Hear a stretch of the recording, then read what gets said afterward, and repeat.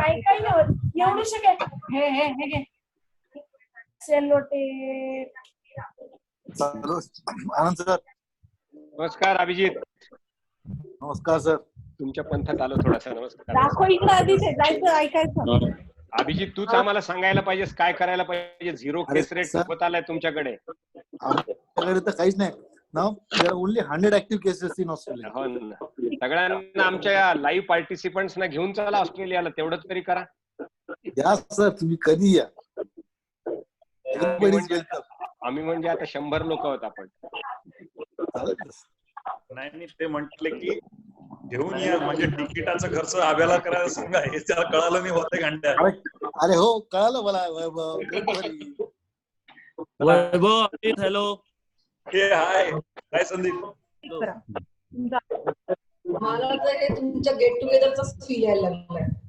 जाऊ द्या पण तुम्हाला स्पीकर तरी दिसतोय का?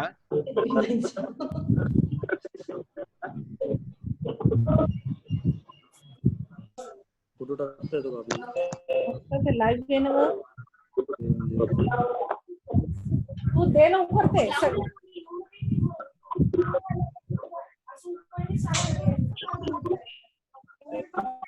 Okay, very good evening to everyone. Welcome to our first webinar on new normal in COVID-19 situation by our own very favorite Dr. Anand Deshmukh.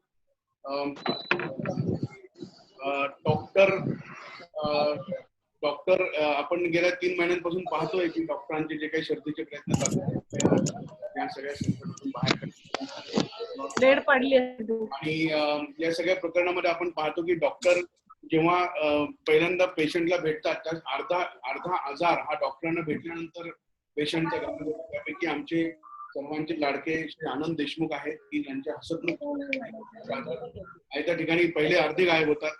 तर let me introduce माय self. माझं नाव राजेंद्र आहे आणि बोधनकर मॅनेजमेंट कंपनी आहे. आम्ही गेल्या 7 वर्षांपासून medical college deal करतो.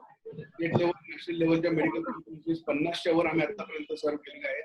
आणि असं म्हणतात आम्ही बऱ्याच डॉक्टरांची केल्यानंतर की doctors are badly exposed and event managers are badly impacted in this pandemic situation. So anyhow, life never gets stopped with anything. त्यातनं या पूर्ण एक्सप्लोर केली की let us serve the entire community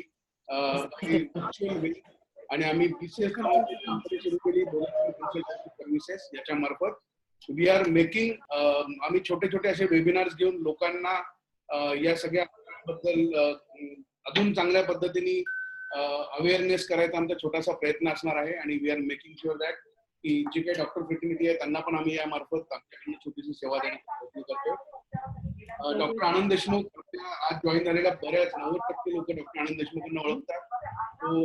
जसं मी सगळ्यात पहिले सांगितलं की माझी आई सुद्धा माझं कमी ऐकते आणि आनंद जास्त ऐकते. त्यापैकी एक गोष्टी आहे.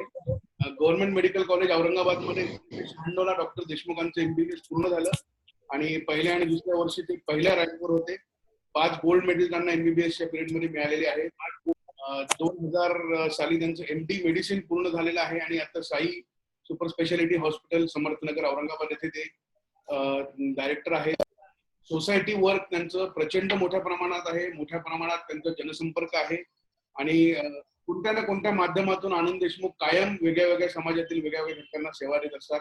त्यातली सगळ्यात मेन जी मला सध्या आतापर्यंत भावलेली म्हणजे डिफेन्स मध्ये काम करत असणाऱ्या कोणत्याही सैनिकाकडून किंवा त्यांच्या नातेवाईकांकडून ते कन्सल्टिंग फीस घेत नाहीत. त्यामुळे हा एक त्यांचा एक सोशल आस्पेक्ट आहे. असे बरेच पैलू आहेत. ही is a good photographer, he is a good book reader, he is good foodie. आमची ओळख बेसिकली फूडी हा एक कॉमन सेगमेंट मध्ये आहे ज्याच्यामुळे आमची ओळख झाली होती. आम्ही बरेच एकत्र प्रवास वेगळ्या वेगळ्या ठिकाणी खाण्यापिण्याचे आम्ही एकत्र केलेले आहेत आणि डॉक्टर असल्यामुळे आम्ही निर्धास्त असतो या सगळ्या प्रकरणामध्ये की कुठेही काही खा, आपल्याला काही चिंता करण्याचं कारण नाहीये. सो या सगळ्या सिच्युएशन मध्ये झाल्यानंतर आई आज डॉक्टर की आपल्याला अशा प्रकारचा वेबिनार माझ्या सकट बऱ्याच लोकांना कोरोना बद्दलचे खूप काही प्रश्न आहेत. त्या प्रश्नांची आम्ही यादी तयार केली. त्यातले कॉमन प्रश्न बाजूला काढले आणि रिक्वेस्ट केल्यानंतर within a fraction of second Anand Deshmukh said की yes I will be happy to be on this webinar. Thank you very much doctor Anand to be here. आणि आता मी माईक वैशाली वैभव बक्षी यांच्याकडे पूर्ण सेशन हँड ओव्हर करतो. She will moderate the session and after that आम्ही सगळ्या प्रश्नांचा उत्तर देण्याचा सगळ्यांना प्रयत्न करणार आहोत. But still if any question left out you can drop that question in chat box. Maximum लोक ओल्ड एजेसचे आहेत, मराठी स्पीकिंग आहेत. आपण मराठीमध्ये हे वेबिनार घेण्याचा प्रयत्न करूयात आणि आम्ही त्याच्यापैकी तुम्हाला सगळ्या मॅक्सिमम प्रकारच्या प्रश्नांना उत्तर देण्याचा आमचा प्रयत्न असणार आहे. सो प्रेझेंटिंग आम्ही इनफॅक्ट विचार केला होता की एक छोटं गिफ्ट काहीतरी डॉक्टरांचं स्वागत करावं. पण आपलं बेसिकली वेबिनार ते stay safe, social distancing, mask आणि सॅनिटायझर. त्यामुळे आम्ही त्यांना व्हर्च्युअली त्यांचं स्वागत करतोय, त्यांचं फेलिसिटेशन करतोय आणि पुढची सूत्र वैशाली वैभव करतो. So that she continue the session. Thank you very much. Okay, thank you Rahul Bodhankar. माझं नाव वैशाली बक्षी आणि जे वेबिनारमध्ये पार्टिसिपेंट्स आहेत there are few non Marathi पण काही लोक आहेत. तर मी प्रश्न विचारताना दोन्ही तिन्ही लँग्वेजेस यूज करेल, मराठी, हिंदी आणि English. But I request doctor Anand to answer in Marathi, कारण बरेचसे ओल्ड एज लोक पण आहेत की ज्यांना मराठीमध्ये कम्फर्टेबल आहे. तर I will request doctor Anand Deshmukh to answer in Marathi. आणि first of all I am very happy की I am being part of Rahul Bodhankar's venture after so long. So coming to the topic, with this lockdown and unlock cycle going on, mind is just full of many questions, doubts and loads of flowing messages. So really appreciate Rahul Bodhankar and Anand Deshmukh for this initiative. It's a best platform आपले doubts आणि आपल्या शंका प्रश्न सगळ्याचं निरसन करण्यासाठी हा अत्यंत चांगला प्लॅटफॉर्म आहे. आणि almost all participants sent their questions to specified Gmail. आणि आम्ही काही question similar questions we club and we list down all the questions.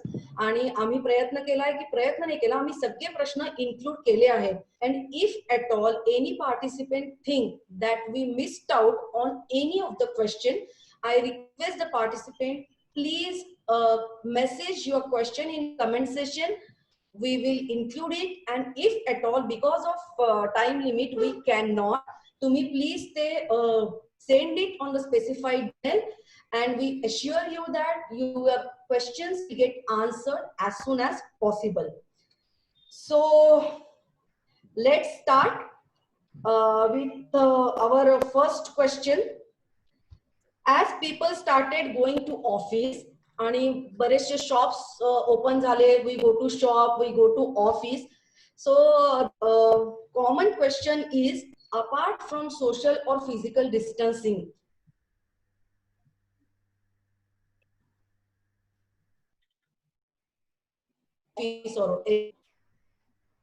मला थोडा क्वेश्चन लॅग आला होता, जस्ट फास्ट रिपीट कर.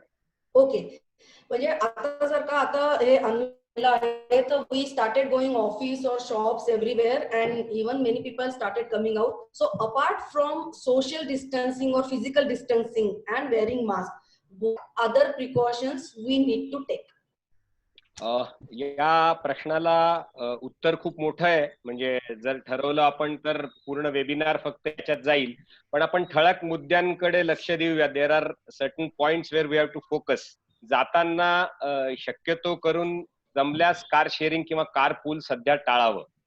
आपली स्वतःची गाडी असेल तर आपल्या स्वतःच्या गाडीतून जावं. घरातून बाहेर पडताना आणि घरात येताना जर तुम्ही वेगवेगळा मास्क वापरला तर दॅट्स वेल अँड गुड. तर तुम्ही कुठेतरी एक जागा ठेवा किंवा probably what I will recommend is, बाहेर जाताना तुम्ही चांगल्या जो मास्क ठेवता घालून जात आहात तो गाडीत ठेवा, एक रॅप करून ठेवा कपड्यामध्ये किंवा प्लास्टिकच्या बॅग मध्ये. आणि नवीन मास्क घालून मग तो मास्क तुम्ही म्हणजे पार्किंग मधून तो मास्क घालून आपल्या घरात जाऊ शकता. पण आता मेन आपण प्लेस कडे जाऊयात.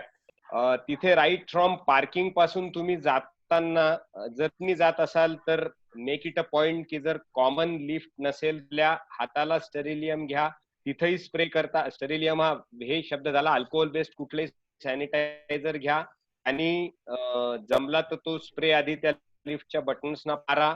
अवॉइड करा शक्यतो कुठेही स्पर्श करणं, आणि जर शक्य असेल तुम्ही ऑफिसचे हेड त्या फ्लो असाल, मेक द पॉइंट साधारणतः एंडच्या ठिकाणी तुमचे व्हायटामीटर्स मेजर केले जातील. म्हणजे बाहेरून येणाऱ्या व्यक्तीला, तुम्ही असाल किंवा तुमचा कलिग असेल किंवा तुमचा सबऑर्डिनेट असेल, त्याला जर ताप असेल तर थर्मामीटरवर तुम्हाला मोजताना तो 7.2च्या वर दिसला तर त्या 3 वेळेला ते मेजर करेपर्यंत थांबा, आणि तो ऑलवेज जर 37.2च्या वर असेल, it's better the entry of the needs to be restricted त्या दिवशी तरी. दुसरी गोष्ट, पल्स ऑक्स मेजर करा. मगाशी माझं बोलणं होत होतं माझ्या मित्राशी, तो अतुल गवांदेंचा उदाहरण देत होता. डॉक्टर अतुल गवांदे डॉक्टर आहेत अमेरिकेमधले, ते मॅसेच्युसेट्सला राहतात. बोस्टन मध्ये त्यांनी एक प्रयोग सक्सेसफुल केला स्वतःच्या ठिकाणी. मोर दॅन 15,000 लोक येत असताना त्यांनी एक स्वतःचं अँड्रॉइड ऍप डेव्हलप केलं. त्याच्यामध्ये त्यांनी रुग्णाची नाडी, रुग्णाचं ऑक्सिजनचं पान आणि रुग्णाची टेम्परेचर याची नोंद ठेवली, आणि त्यांना रिस्ट्रिक्ट करता आलं काय, ज्यांना प्रॉबेबली कोरोनाची सुरुवात होती. तर हे झालं एंट्री बद्दल. जो काही घेऊन जाणार आहोत होममेड फूड, आपलं आपण शक्यतो आपल्या आपल्या डेस्कवर बसून खावं. पुन्हा एकत्र गॅदरिंग करून जर कॅफेटेरियात जाल किंवा कॅन्टीन सारखं दुपारी कुठेही खायला जाल तर नंबर ऑफ पीपल वाढणार. काही जणांचे टिफिन्स होममेड असतील, काही जणी काही पॅक करून आणलेलं असेल, ते रिस्क वाढेल. त्याच्यामुळे सध्या 2 ते 3 महिने स्वतः डब्बा खा. फ्लोअरवर ज्या ठिकाणी तुम्ही काम करता तिथे शक्य असल्यास क्लोज एन्व्हायरमेंट ठेवू नका. म्हणजे इंडोर असेल आणि एसी असेल तर मेक इट अ पॉइंट की तिथे एक तर एक्झॉस्ट तरी पाहिजे, किंवा मग खेळती वारे पाहिजे. एसी तुम्ही बंद ठेवा, खिडक्या ओपन अप करा. नाहीतर क्लोज चेंबर मध्ये जरी असं there are N number of theories, पण क्लोज रूम मध्ये तुमच्या रेस्पिरेशन मध्ये हवा खेळती नसताना हे इन्फेक्शन होण्याची रिस्क वाढते. आणि एक चौथा मुद्दा, टॉयलेटच्या ठिकाणी शक्यतो जर कमी असेल, नाहीतरी कंपनीवाले पण असं म्हणतायत, थोडा डिस्टर्बन्स येतोय बरं का मला बऱ्यापैकी, म्हणजे आवाज येतोय. काही जणांनी म्यूट नाहीये सगळ्यांचं. पार्टिसिपेंट्स, माझी एक रिक्वेस्ट आहे, जर जेव्हा उत्तर सुरू होईल ना, डॉक्टर अनंत देशमुख जेव्हा उत्तर सांगतील तेव्हा बाकी सगळ्यांचं म्यूट करून टाका. Yes correct. हा, ओके. तर आपण आलो होतो की शक्यतो 1/3 किंवा पॉप्युलेशनचं काम करायचंय, बाकीच्या लोकांनी वर्क फ्रॉम होम करायचंय असं म्हणतायत. तर पॉप्युलेशन कमी असताना साधारणतः वॉशरूम यूज करताना एक 10 ते 15 मिनिटाचा गॅप असलेला बरा, कारण तुमच्या युरिन आणि स्टूल्स मधून याचं इन्फेक्शन होऊ शकतं, त्याचे ड्रॉपलेट्स तयार होऊ शकतात, अशा स्टडीज आहेत. आणि प्रेफरेबली वॉशरूमच्या बाहेर जो काही क्लीनर आहे त्यांनी लायझॉल, म्हणजे आपण 7% बेन्झाल्कोनियम क्लोराईड म्हणा, किंवा जे काही तुम्ही क्लिनिंग मटेरियल वापरताय ते वापरल्यानंतर 10 मिनिटांनंतर शक्यतो करून तुम्ही टॉयलेट वापरा. जपल्यास इंडियन स्टाईल टॉयलेट मध्ये जास्त सेफ्टी आहे, कारण त्याच्यामध्ये टच टू द कमोड ही भीती राहत नाही. त्याच्यामुळे त्याच्यातून, आणि distance from the passage area दूर असतो, त्याच्यामुळे ड्रॉपलेटचा पण रिस्क कमी होते. तर जिथं शक्य असेल त्या ठिकाणी इंडियन टॉयलेट वापरा, आणि आपल्या आधी इमिजिएटली 5-10 मिनिटापेक्षा जास्त तरी वेळ गेलेला असावा, जेणेकरून आपण त्याच्यानंतर टॉयलेट वापरावं. हे झालं ऑफिस मधल्या लोकांसाठी, की ऍट द एंट्री स्क्रीनिंग ठेवा, शक्य तेवढ्या ठिकाणी टच करा, आपला हँडवॉश घेऊन जा. तिथे बेसिन असेल तर फ्रिक्वेंटली तासातून एकदा तरी हँडवॉश करा. तो एरिया आहे ज्या ठिकाणी तुमचा लॅपटॉप असेल, ज्या ठिकाणी तुम्ही बसत असाल, ज्या ठिकाणी हात वगैरे टेकवत असाल, त्या ठिकाणी अल्कोहोल बेस्ड सॅनिटायझर ठेवा. थोड्या वेळानंतर 20 सेकंदासाठी स्वच्छ पद्धतीने ते धुवा. बाहेर पडल्यानंतर मला वाटतं पुन्हा तेच, लिफ्ट मधून येताना पुन्हा तीच प्रिकॉशन घ्या. गाडीमध्ये आल्यानंतर इमिजिएटली गाडीचा एसी ऑन करू नका. एक 10 मिनिटासाठी तरी गाडीच्या विंडोज खाली ठेवा. गाडीमध्ये सुद्धा एक हँड वॉशर किंवा तुमच्या खिशात जे कॅरी करताय ते अल्कोहोल बेस्ड सॅनिटायझर वापरा. सध्या हँड वॉशिंग आणि मास्क हे रिपिटेशन प्रत्येक उत्तरामध्ये येईल, पण बेसिकली आजाराची डेफिनेटिव्ह ट्रीटमेंट माहित नसताना या गोष्टी करणं अत्यंत आवश्यक आहे. वैशू, मला वाटतं तू दुसरा प्रश्न विचारावास. बराच तू आन्सर केलेला आहे डॉक्टर तुम्ही. आणि for non Marathi participants, if you don't understand please message or mail us. You will surely get असं आहे की sometimes the corona carrier doesn't know that he or she is a corona carrier, and if at all we come across a situation की आपण अशा situation मध्ये आलेलो आहे की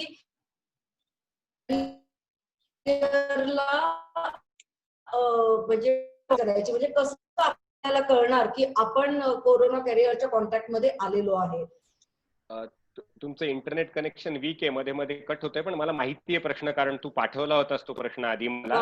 तर basically assume for all practical purposes a stranger meeting you is either a carrier or a diseased person.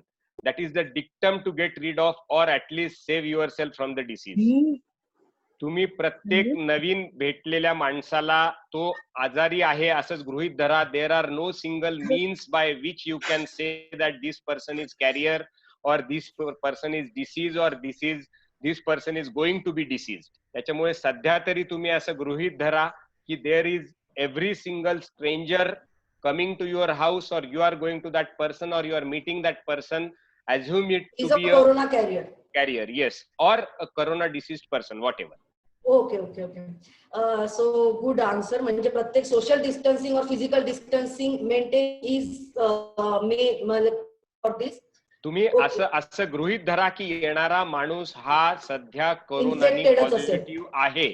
कारण जरी सरकार नाकारत असलं तरीही आता ICMR ने 8 जूनला स्टडी पब्लिश केली, त्यानुसार it is proved in metro cities, over crowded cities, that there is a community spread. तर कम्युनिटी स्प्रेड असल्यावर आपल्याकडे येणारे भाजीवाले, त्या मुद्द्याकडे आपण नंतर येऊ, पण आपल्याकडे येणारे काम करणारे, आपल्याकडे येणारे भाजीवाले, आपल्याकडे येणारे गाडी साफ करणारे, ज्यांना आपल्यासारखी मोठ्या घरात राहायची लक्झरी नाहीये, they are definitely either exposed to it, either they are carrier, or either they are maybe, म्हणजे घाबरवायचं नाहीये मला, पण assume that they may be diseased at that particular moment. तर आपण ते आजारी आहेत म्हणल्यानंतर जेवढं घाबरून करू तेवढंच घाबरून, म्हणजे त्यांना घाबरून किंवा त्यांच्यापासून दूर जाऊन नाही, पण त्याच प्रिकॉशन साठी म्हणून assume that every single person you are meeting is affected, either carrier or disease or in the process of becoming disease. Okay. So taking precautions is. आता नेक्स्ट क्वेश्चन आहे की जसे जॉईंट फॅमिलीमध्ये लोक राहतात, मोठे घरं नसतात, फ्लॅट सिस्टीम असते, and in that case they have to meet the people. आणि जर का त्यांच्या म्हणजे if they are living with seniors and or with small kids, after coming back from home, do they need to quarantine themselves or keep distance or self isolation? What precaution they have to do when they are living in a joint family, and that too in a small space? फार चांगला प्रश्न आहे हा. कारण usually आपण असं पाहतो आणि आता म्हणतो पण आहोत की जास्त भीती ही हाय रिस्क लोकांना, हाय रिस्क मध्ये एल्डरली लोक येतात. बऱ्यापैकी एल्डरली लोकांना रक्तदाब किंवा शुगर किंवा दमा किंवा आणखीन काही आजार आहेत, अँजिओप्लास्टी झालेले आहेत बऱ्याच जणांच्या. तर येस, म्हणजे त्याला क्वारंटाईन हा शब्द योग्य नाही होणार क्वारंटाईन, पण समजा घरातला एकच व्यक्ती बाहेर जातोय आणि सतत येतोय, तर he is a potentially again a risk और कॅरियर और a disease person for the whole family. त्याच्यामुळे त्यांनी स्वतः प्रिकॉशन्स आणि थोडस फॅमिलीनी पण त्याच्याकडे पाहायचा दृष्टिकोन बदलला पाहिजे. त्यांनी ॲटमोस्ट प्रिकॉशन्स घेतल्या पाहिजेत. तो घरात येताना त्यांनी प्रॉपर हँड वॉशिंग केले पाहिजे. मास्क घरात येताना बाहेरचा घरात आणू नका, कारण नॉन मेडिकल लोकांना मास्क नीट ठेवणं हे फार डिफिकल्ट असतं. नकळत कितीतरी डॉक्टर सुद्धा मास्क असा काढतात आणि काढल्यानंतर ते उलटा ठेवतात. त्याची जी बाहेरची बाजू आहे that is full of viruses, आणि मग तो घरात लोकांना स्प्रेड होऊ शकतो. तर त्याच्यामुळे माझं तर सजेशन असं राहील, if you are using double और ट्रिपल लेअर सर्जिकल मास्क किंवा कॉटन मास्क, तर त्या मास्क सकट आपले सगळे कपडे आल्या बाथरूम मध्ये, म्हणजे जर शक्य असेल ज्या लोकांना, घराच्या एंट्रन्सच्या बाहेरच पाय धुवायला, हात धुवायला विदाऊट टचिंग सॅनिटायझर किंवा हँड वॉशिंगची सोय असेल तर ती करायची. हातपाय धुवूनच एंट्री करायची. कपडे आपले त्यातल्या त्यात कमी डिस्टन्स ट्रॅव्हल करून जे काही जवळचं बाथरूम असेल किंवा न्हाणीघर असेल त्याच्यामध्ये नेऊन ऑलरेडी 1 किंवा 2 वेगळे कंटेनर्स तुम्ही ठेवा प्लास्टिकचे, जे फक्त तुम्ही या बाहेरच्या कपड्यांसाठी ठेवा. त्याच्यामध्ये तुम्ही साबणाचं तयार केलेलं पाणी ठेवा, ज्याच्यामध्ये हे कपडे चांगल्या पद्धतीने बुडवू द्या, हँड वॉशिंग करू द्या. मी तर सजेस्ट करेन की जर घरामध्ये असा एकच पोटेन्शियल व्यक्ती असेल जो बाहेरून येतो आहे, तर ऑफिसमधून आल्यानंतर किंवा कामावरून आल्यानंतर एकदा येईल, दोनदा येईल, he should take a detail, म्हणजे संपूर्ण अंघोळ करावी त्यांनी, कपडे बदलावेत, पुन्हा हँड वॉशिंग घ्यावी, साबणाने हात धुवावा आणि बाहेर यावं आणि मगच मिक्स व्हावं. तरीही शेवटी हा आजार या सगळ्या गोष्टी केल्याने होतच नाही असं होत नाही. तर आपण युजली असं असतं आपल्याकडे एकत्र कुटुंब पद्धतीमध्ये हॉलमध्ये टीव्ही असतो आणि आपण सगळेजण जेवायला तरी किंवा टीव्ही सिरियल्स पाहायला तरी एकत्रित तिथं बसतो. तर बाहेरून घरामध्ये येणाऱ्या व्यक्तीने आयदर स्वतःच्या बेडरूम मध्ये टीव्ही पाहावा, बाकीच्या गोष्टी कराव्यात, किंवा बोलायचं आणि हे असेल तर not more than 5 to 10 minutes. आपण त्याच्याकडे मी एक उदाहरण देऊन येईन तुमच्याकडे, की बोलण्यातून, श्वासातून, शिंकण्यातून, कॉन्टॅक्ट मधून एकाचा दुसऱ्याला आजार होण्याची शक्यता, ते जर वेळ मिळाला तर आपण थोडं वैज्ञानिक दृष्ट्या डिस्कस करू. तुझ्या प्रश्नाचं उत्तर आहे की यंग म्हणजे आपण अझ्युम करतोय की मेजॉरिटी लोकांमध्ये आई वडिलांपेक्षा लहान दुसऱ्या जनरेशनचे लोक बाहेर आणि घरात येत आहेत, तर त्यांनी स्वतःला आयदर क्वारंटाईन करावं. आणि तसं समजा घरात नवरा बायको, भाऊ बहीण असे 4-5 जण जर बाहेरून कामातून येत आहेत, तर अदर अल्टरनेट करायचं की पॅरेंट्सनी, आजी आजोबा, आई वडील यांनी स्वतःला एका रूम मध्ये कोंडून घेणं हा शब्द बरोबर नाही, क्वारंटाईन करून घ्यायचं. आणि अगदी जेवढ्याला तेवढं, हे काही आपल्याला जर पुढे 25 वर्ष 30 वर्ष चांगलं सुखकर आयुष्य जगायचं असेल, निरोगी आयुष्य जगायचं असेल, तर हे 2-3 महिने थोडेसे कष्टाचे काढावे लागतात. म्हणजे घरात पण तुम्ही फिजिकल डिस्टन्सिंग मेंटेन करायचं जेवढं शक्य असेल तेवढं. बिलकुल. ओके, आता नंतर फार सगळ्यांच्या आवडीचा प्रश्न आहे की is small get together of family और फ्रेंड्स इज ऍडवाइजेबल? याचं डॉक्टर म्हणून 2 शब्दांमध्ये उत्तर आहे NO, नो. बिलकुल नो. कारण एव्हरी स्ट्रेंज पर्सन, आपण हे एकतर आपल्यासाठी हे स्मॉल हा शब्द खूप सब्जेक्टिव्ह आहे. हा 3चा 5, 5चा 7, 7चा 10 पटकन होतो. मला लक्षात आहे, मी पण खूप, म्हणजे मलाही जाणीव होते याची, मी पण खूप म्हणजे काय म्हणतात त्याला, पब्लिक फ्रेंडली आणि खूप ग्रुप मधला आणि पार्टी करणारा माणूस आहे. पण हे रिस्ट्रिक्शन्स करावे लागतात. रोज भेटणाऱ्या माणसामध्येही आपण असं पाहिलेलं आहे की पोटेन्शियल कोरोना बॉम्ब्स आहेत, कारण त्याचा आणखीन एक जवळचा मित्र असू शकतो, तो आणखीन एक सोशल गेट टुगेदर करू शकतो. तर सध्या तरी सप्टेंबर एंड पर्यंत याचं उत्तर is no, no, no. So for now we have to break the chain to stay healthy and stay together. Yes. आता नेक्स्ट हा बऱ्याचशा होममेकर्स साठीचा जिव्हाळ्याचा प्रश्न आहे की मेड्सला आता अलाउ केलेलं आहे. इव्हन गव्हर्नमेंटने पण असं सांगितलेलं आहे की तुम्ही मेड्सला अलाउ करू शकता. तर आपण मेड्सला कोणते आपण त्यांना, म्हणजे what sort of work we should allow our maid to do, म्हणजे झाडू फरशी, त्याच्यानंतर डस्टिंग वगैरे करून देऊ शकतो का आपण त्यांना, अपार्ट फ्रॉम वेसल क्लिनिंग, भांडी घासण्याच्या व्यतिरिक्त? याला सुद्धा माझ्या उत्तराला खूप कंगोरे आहेत, कारण वैज्ञानिक दृष्ट्या तुम्ही जाल तर हा प्रश्न युजली आपल्यासारख्या डेव्हलपिंग किंवा भारतामध्ये जास्त आहे, कारण भारताकडे मेड्स आहे. तू स्वतः सुद्धा ऑस्ट्रेलियात, अमेरिकेत राहिलेली आहेस, तिथं सगळी कामं आपल्यालाच करावी लागतात 99%. त्याच्यामुळे याचं पहिलं वैज्ञानिक उत्तर आहे की नो मेड. आता इथंच थांबलो आपण तर मग तर प्रश्नच खुंटला असं होईल, म्हणजे उत्तरही खुंटला असं होईल. त्याच्यामुळे आपण त्याच्यात दुसऱ्या सब उत्तरांकडे जाऊयात. ज्यांच्याकडे थोडासा मोठा बंगला आहे किंवा ज्यांच्याकडे बाहेर भांडे धुण्याची सोय आहे, की समजा भांडी करणारी बाई बाहेरून येईल आणि ती बाहेरच्या बाहेर भांडी करून जाईल, that is the most nearest way to saying no. म्हणजे त्याचा आपल्याशी बिलकुलच कॉन्टॅक्ट येणार नाही, त्यांच्या येण्याच्या वेळेला आपण बाहेर जायचं नाही. पण आपण आता शेवटी किती दिवस सवय झालेली असताना घरामध्ये पण मेडला घेणार नाही. घरामधली तरुण मंडळी बाहेर कामाला जातात, वयस्कर लोकांकडून एवढ्या 5-6-7 लोकांचं काम होत नाही. तर आपण याच्याकडे ना एक मेड एटिकेट्स म्हणून एक छान पेपर आहे, घरामध्ये काम करायला येणाऱ्या बायकांसाठीची नियमावली. तर त्याच्यामध्ये नियमावली शेवटी घरातल्या अनभिक्षित सम्राज्ञी जी असते, घरातल्या बाईंनीच ठरवायला हवी आहे. तर त्याच्यामध्ये माझा सल्ला राहील की कुणीही पुरुषांनी त्याच्यात लुडबुड करू नये. तसेही कुणाची हिंमत असेल असं मला वाटत नाही, पण जे 1-2 शूर असतील त्यांनी कृपा करून हा प्रयत्न किंवा पराक्रम करायचा विचार करू नये. मी केलेला नाही. तर त्याच्यामध्ये बेसिकली कॉटनचे चांगले डबल लेअर किंवा डिस्पोजेबल सर्जिकल मास्क 6 ते 8 रुपयाला मिळतात. तर मला असं वाटतं की एक 500 मास्क तुम्ही आणून ठेवावेत. 3-4 हजार रुपये स्वतःच्या आजारापुढे काही नाही. जर तुम्हाला नुसतं सस्पेक्ट आहे तर दवाखान्यात जावं लागलं तर एक एक्सरे, एक सिटी स्कॅन, कोविडची test cost you around 15,000 rupees. त्याच्या अगेन्स्ट हे काहीही आजार न होऊ देण्यासाठी एक वेगळा मास्कचा सेट घरात ठेवा. तुम्ही तुमच्याकडे काम करायला येणाऱ्या मेडला एक वेगळे 2 किंवा 3 कॉटनचे 2 किंवा 3 पदरी मास्क द्या. ते त्यांनी बाहेर घालून यायचे. बाहेर एक प्लास्टिकची म्हणा किंवा कपड्याची ज्याला चेन असेल अशी एक बंद बॅग ठेवा, ज्याच्यामध्ये आल्यानंतर त्यांनी बाहेर हातपाय स्वच्छ धुवायचे. आधी वाटलं तर सॅनिटायझरने धुवायचे, नंतर साबणाच्या फेस करून धुवायचे. तो मास्क काढायचा, पुन्हा सॅनिटायझर वापरायचं किंवा हँड वॉशिंग करायचं आणि आपण घरातून आपण स्वतः मास्क घालून दिलेला मास्क घालायचा आणि मग घरात यायचं.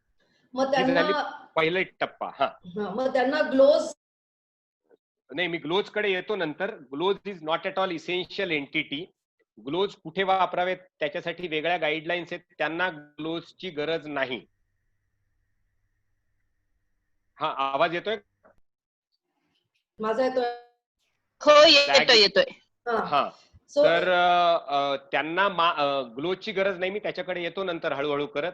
त्यांनी घरात एंटर केल्यानंतर जर शक्य असेल, आता बरेच ठिकाणी फ्लॅट मध्ये ते शक्य नाही, तर फ्लॅट मध्ये जे लोक किचन मध्ये, डायनिंग मध्ये त्यांच्या संपर्कात येतील त्यांनी स्वतःला मास्क घालावा.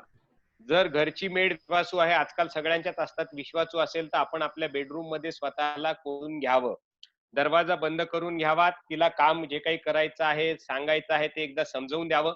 त्याच्यानंतर ती गेल्यानंतरच त्या एरियामध्ये जावं. तुमच्या किचन मध्ये एक्झॉस्ट फॅन असल्यास एक्झॉस्ट फॅन ऑन ठेवावा.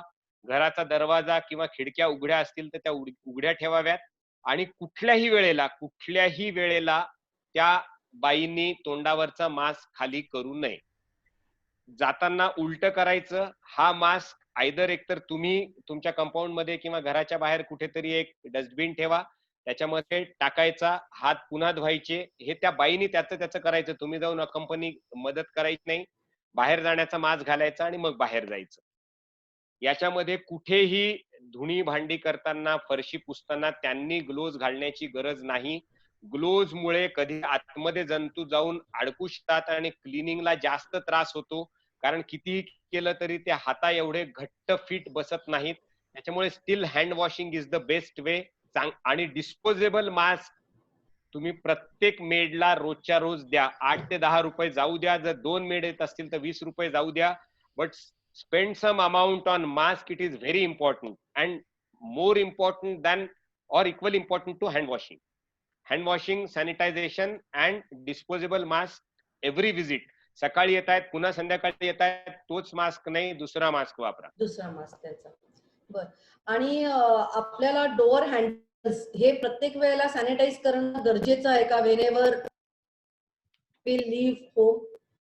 तुम्ही घरातून बाहेर गेलेले असताना गरज नाही, पण बाहेरून आत येत असता त्यावेळेला जर बाहेरून आलेले असाल तर आयडियली तुम्ही सर्वप्रथम स्वतः हात धुवायचा किंवा सॅनिटायझरने हात धुवायचा. सॅनिटायझर स्प्रे करायचं, उघडायचं, हे करायचं. पण माझी वैयक्तिक सल्ला असा राहील की बाहेर येताना बाहेर जाताना दोन्ही वेळेला यूज सॅनिटायझर विथ अँपल वे. म्हणजे भरपूरपणे सॅनिटायझर वापरा. त्याच्यात कुठेही काटकसर करू नका.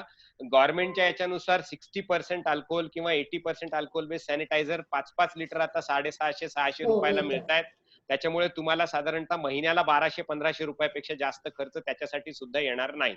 म्हणजे डोअर हँडल्स पण सॅनिटाइज करणं गरजेचं आहे. ज्या ठिकाणी तुमचे फ्रिक्वेंट कॉन्टॅक्ट येणार आहेत त्या ठिकाणी निश्चितपणे. बर. आता नेक्स्ट क्वेश्चन आहे मुलांचा, की आता मुलं थांबत नाही. म्हणजे बरेच महिने मुलं थांबले घरामध्ये आणि now they started playing outside in the society only, not on the road or anywhere. But we have heard that it's not advisable for the kids to wear mask while playing and even while talking. Then म्हणजे खेळताना आणि बोलताना लहान मुलांनी mask घालू नये असं ऐकलेलं आहे.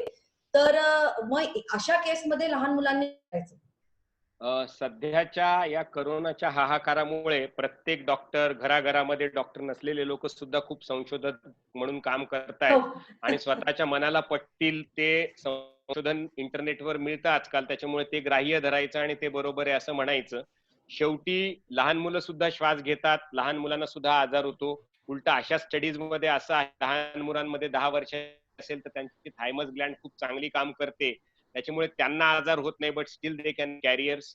त्याच्यामुळे तो पण एक पोटेन्शियली रिस्कचा भाग आहे. सुदैवाने या 2-2.5 महिन्याच्या लॉकडाऊनमुळे आणि जनरल टीव्ही मीडिया या वातावरणामुळे मुलांना सुद्धा काहीतरी नेहमीपेक्षा वेगळं आहे याची जाणीव आहे. कारण आता मी हा वेबिनार सुरू व्हायच्या आधी सुद्धा जस्ट बोलत होतो तेजसशी, तर तेजस मला विचारत होता शाळा माझी कधी होणार काय नाही, तर त्यांना सुद्धा खूप अँझायटी प्लस एक्साइटमेंट आहे.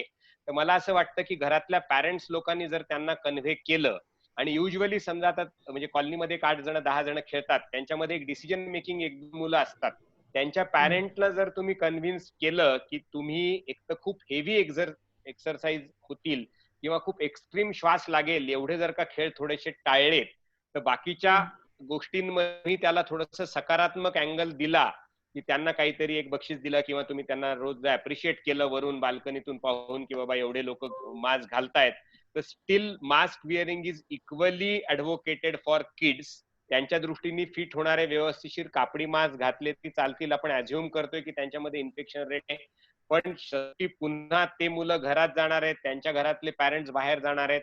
You remember one thing, the virus is pretty smart, आणि त्याच्यामुळेच तो इतक्या पटकन आला. आपण नाकारत होतो त्याला फेब्रुवारी मार्च मध्ये की फक्त चीन राहील, भारतात होणार नाही. त्याच्यानंतर लोक म्हणायचे, आमचे पेशंट म्हणायचे फक्त मेट्रो सिटीज मध्ये राहील. आपल्याला हे ऍक्सेप्ट केलं पाहिजे की व्हायरस हा इतर नेहमीच्या विषाणूंपेक्षा जास्त स्मार्ट आहे. आणि दुसरी गोष्ट, आणखीन आपल्याकडे ट्रीटमेंट नसल्याने prevention is the best cure. तर मला वाटतं घरातून आपण सगळ्यांनी पुढाकार घेऊन मुलांना समजवायला सुरुवात केली पाहिजे की म्हणजे कमी दम लागतील असे खेळ खेळा. हा, म्हणजे आणि मास्क घाला. मास्क घाला. Tejas, you are listening? Mask घालायचा. हा मला समजलं. Yes, good. आणि आता म्हणजे एवढ्या याच्या डिस्कशन्स मधनं एवढं तर लक्षात आलेलं आहे की मास्क इज इम्पॉर्टंट. पण आता बरंच आम्ही बघितलं आहे की काही लोक ग्लोव्ज, मास्क आणि they also cover their head completely. So is it necessary when every time you go out you have to cover yourself entirely? म्हणजे PPE ते घालत नाही एवढंच असतं.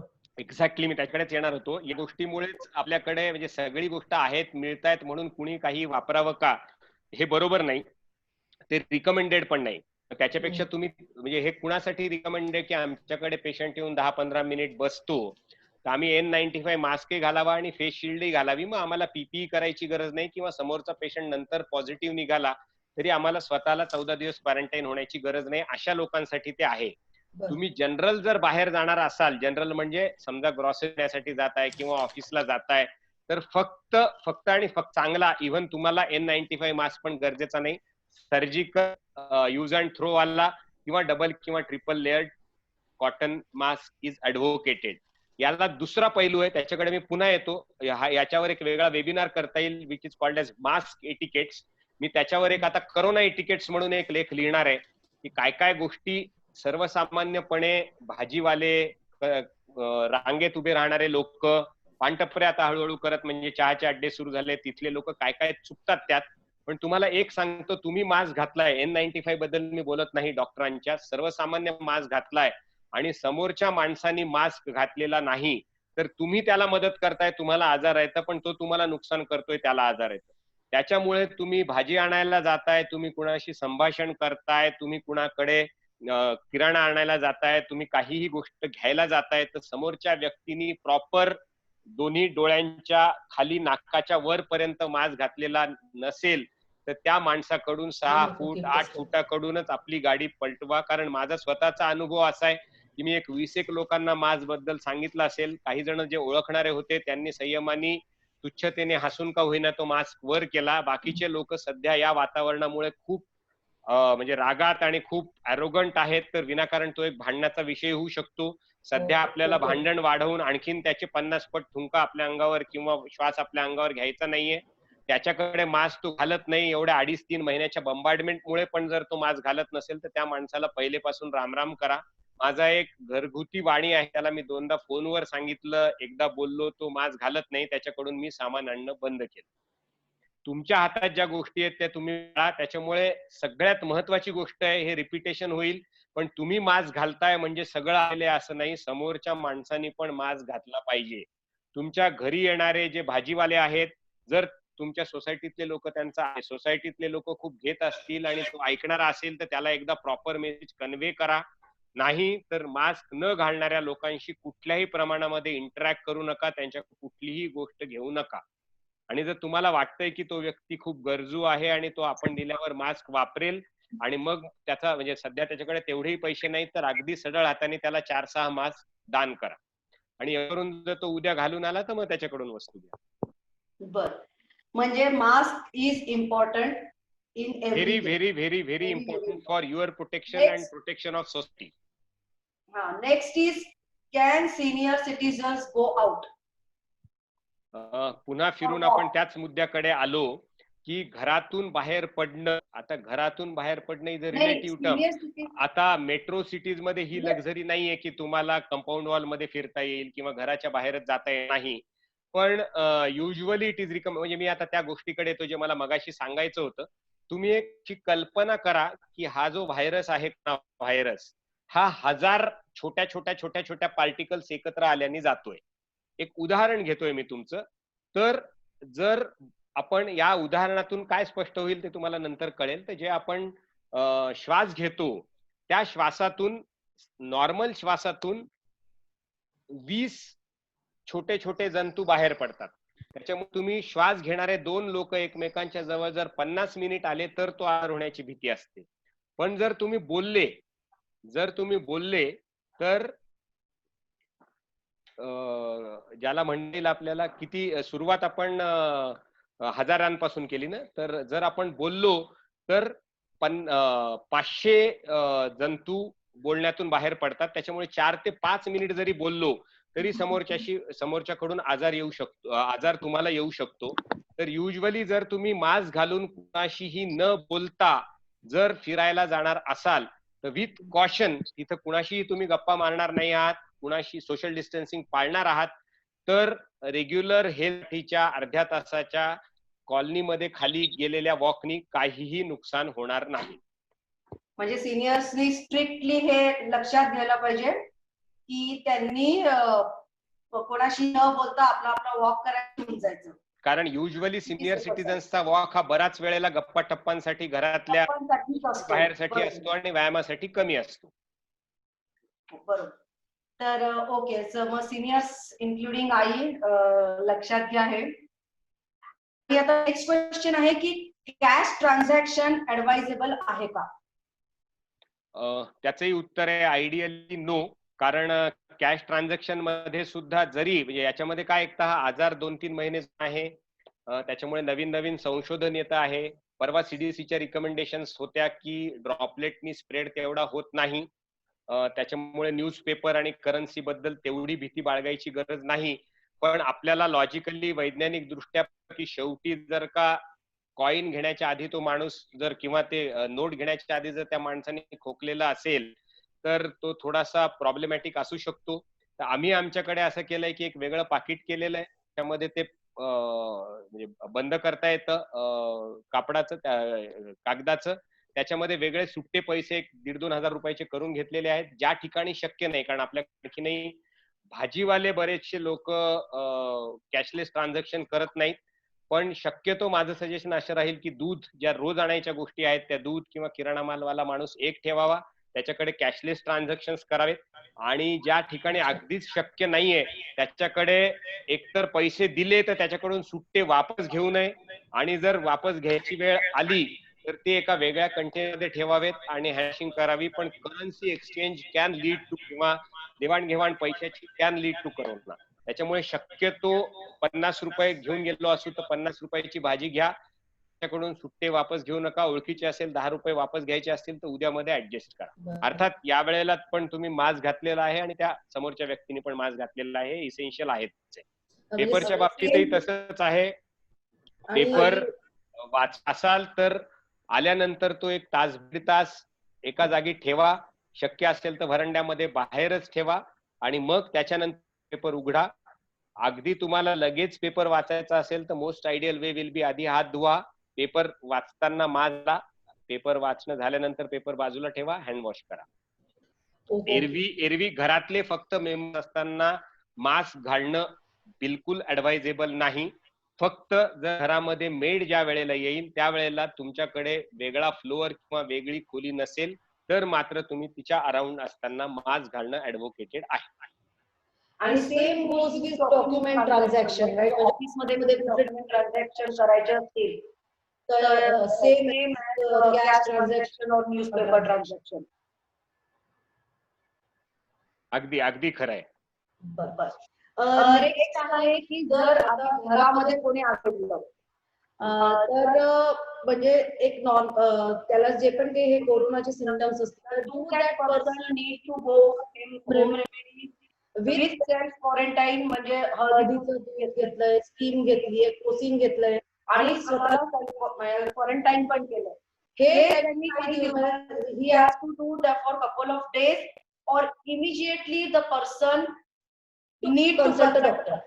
याच्यात पुन्हा 2-3 गोष्टी आहेत. सध्या आपल्याकडे दृकश्राव्य माध्यमातून एवढं प्रेशर असल्यामुळे आपल्याला एक शिंक आली किंवा एक तापाचा स्पाइक आला तरी करोना झाला असं वाटतंय. मला जवळजवळ रोज 8-10 वर्गमित्रांचे फोन येतात की अरे माझी करोनाची टेस्टिंग करायची. मी थोडा प्रश्न विचारल्याकडेही गेलो होतो, त्याच्यातही बरेच जण म्हणतात की मला माझी करोनाची टेस्टिंग करून घ्यायची आहे का. एक तर लक्षात घ्या, करोना हा व्हायरल ताप आहे.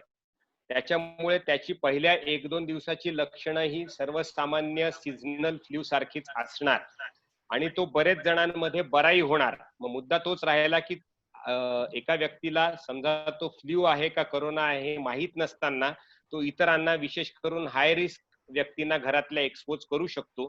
तर घरातल्या कुठल्याही व्यक्तीला ताप आला तर 2 ते 3 दिवस लगेच करोना सेंटर किंवा डॉक्टरांकडे जायची गरज नाही. टेलिफोनिक कन्सल्टेशन करू शकता जर डॉक्टर तुमच्या ओळखीचे असतील तर, किंवा तुम्हाला 2, 3, 4 असे व्हायरल तापाचे आजार येत असतील तर पॅरासिटामॉलची गोळी, गरम पाण्याची वाफ, आणि आयडियली अशा माणसांनी कुटुंबातल्या इतर लोकांशी संपर्क टाळणं, या गोष्टी करता येऊ शकतात. आता जो एक 3 दिवसापूर्वी एम्सचा पेपर प्रेझेंट झाला त्याच्यामध्ये सगळ्यात म्हणजे 87 ते 89% लोकांमध्ये ताप हे लक्षण त्यांना आढळलं. 2,500 लोकांच्या वर पेशंटचा तो सर्वे आहे आणि त्याच्यामुळे ताप नसला, नुसतं कसकस आहे, घशात दुखतंय, शिंक येतेय, विदाऊट ताप तर करोना असण्याची शक्यता फार कमी आहे. असं नाही म्हणता येत की तो नसेलच, पण 48 ते 72 तास संयम बाळगा, घरातल्या घरात घरच्या रेमेडीज करा, होम फॅमिली डॉक्टर फ्रेंडशी बोलणं करा, घरात आयसोलेट किंवा क्वारंटाईन मात्र व्हा. ओके, मग आता नेक्स्ट क्वेश्चन त्याच्याशीच रिलेटेड आहे की समजा घरामध्ये जे मेन पर्सन्स आहेत जसं की आई असते की त्यांना जर का असे सिम्पटम्स आणि if mother only has to home quarantine then how safe is ordering food from outside? पुन्हा एकदा मगाशी मी जे सगळे घरातल्या गृहिणीचे जिव्हाळ्याचे विषय असतात, गेट टुगेदर, मेड आणि out food is if possible strict no. बाहेरचं फूड खाल्ल्याने, कुठल्याही प्रकारचं अन्न खाल्ल्याने हा आजार होत नाही, कारण तुमच्या पोटामध्ये जे बाईल असतं ते या करोनाच्या व्हायरसच्या वरच्या लिपिड लेअरला डिझॉल्व्ह करतं. पण आणताना त्याच्यामध्ये 3 ते 4-5 लोक इन्व्हॉल्व्ह होतात. आपण होम डिलिव्हरी करणाऱ्या व्यक्तीकडून ते मागवतो. समजा व्हेज किंवा नॉनव्हेज तुम्ही मागवणार, ते काही घरी आपल्यासारखं तयार करणार नाहीत. पनीर मागवणार, ते कुठून तरी आणलेलं असणार, त्याच्यामध्ये ब्रीच इन कंटिन्युटी येणार, तयार करणारा माणूस असणार, नंतर तो पॅक करणारा माणूस असणार, तो डिलिव्हरी करणारा माणूस असणार, त्यामध्ये बरेच लोक इन्व्हॉल्व्ह होणार. त्याच्यामुळे शक्यतो करून होम डिलिव्हरी वाले food parcels to be strictly avoided.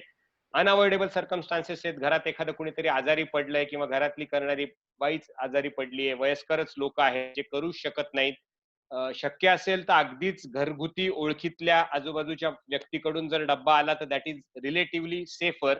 जर तुम्ही मोठ्या चेन्स मधून मागवता आहात तर आल्या आल्या जे आपण पुन्हा ग्रॉसरीकडे येऊ, त्याचं कंटेनर इमिजिएटली घराच्या बाहेर डिस्कार्ड करा. त्याच्या आतला पोर्शन हा आपल्या टिफिन मध्ये ट्रान्सफर विदाऊट टच करून घ्या आणि त्याला गरम करा. काही वेळ ठेवा आणि मग हीट करून करा.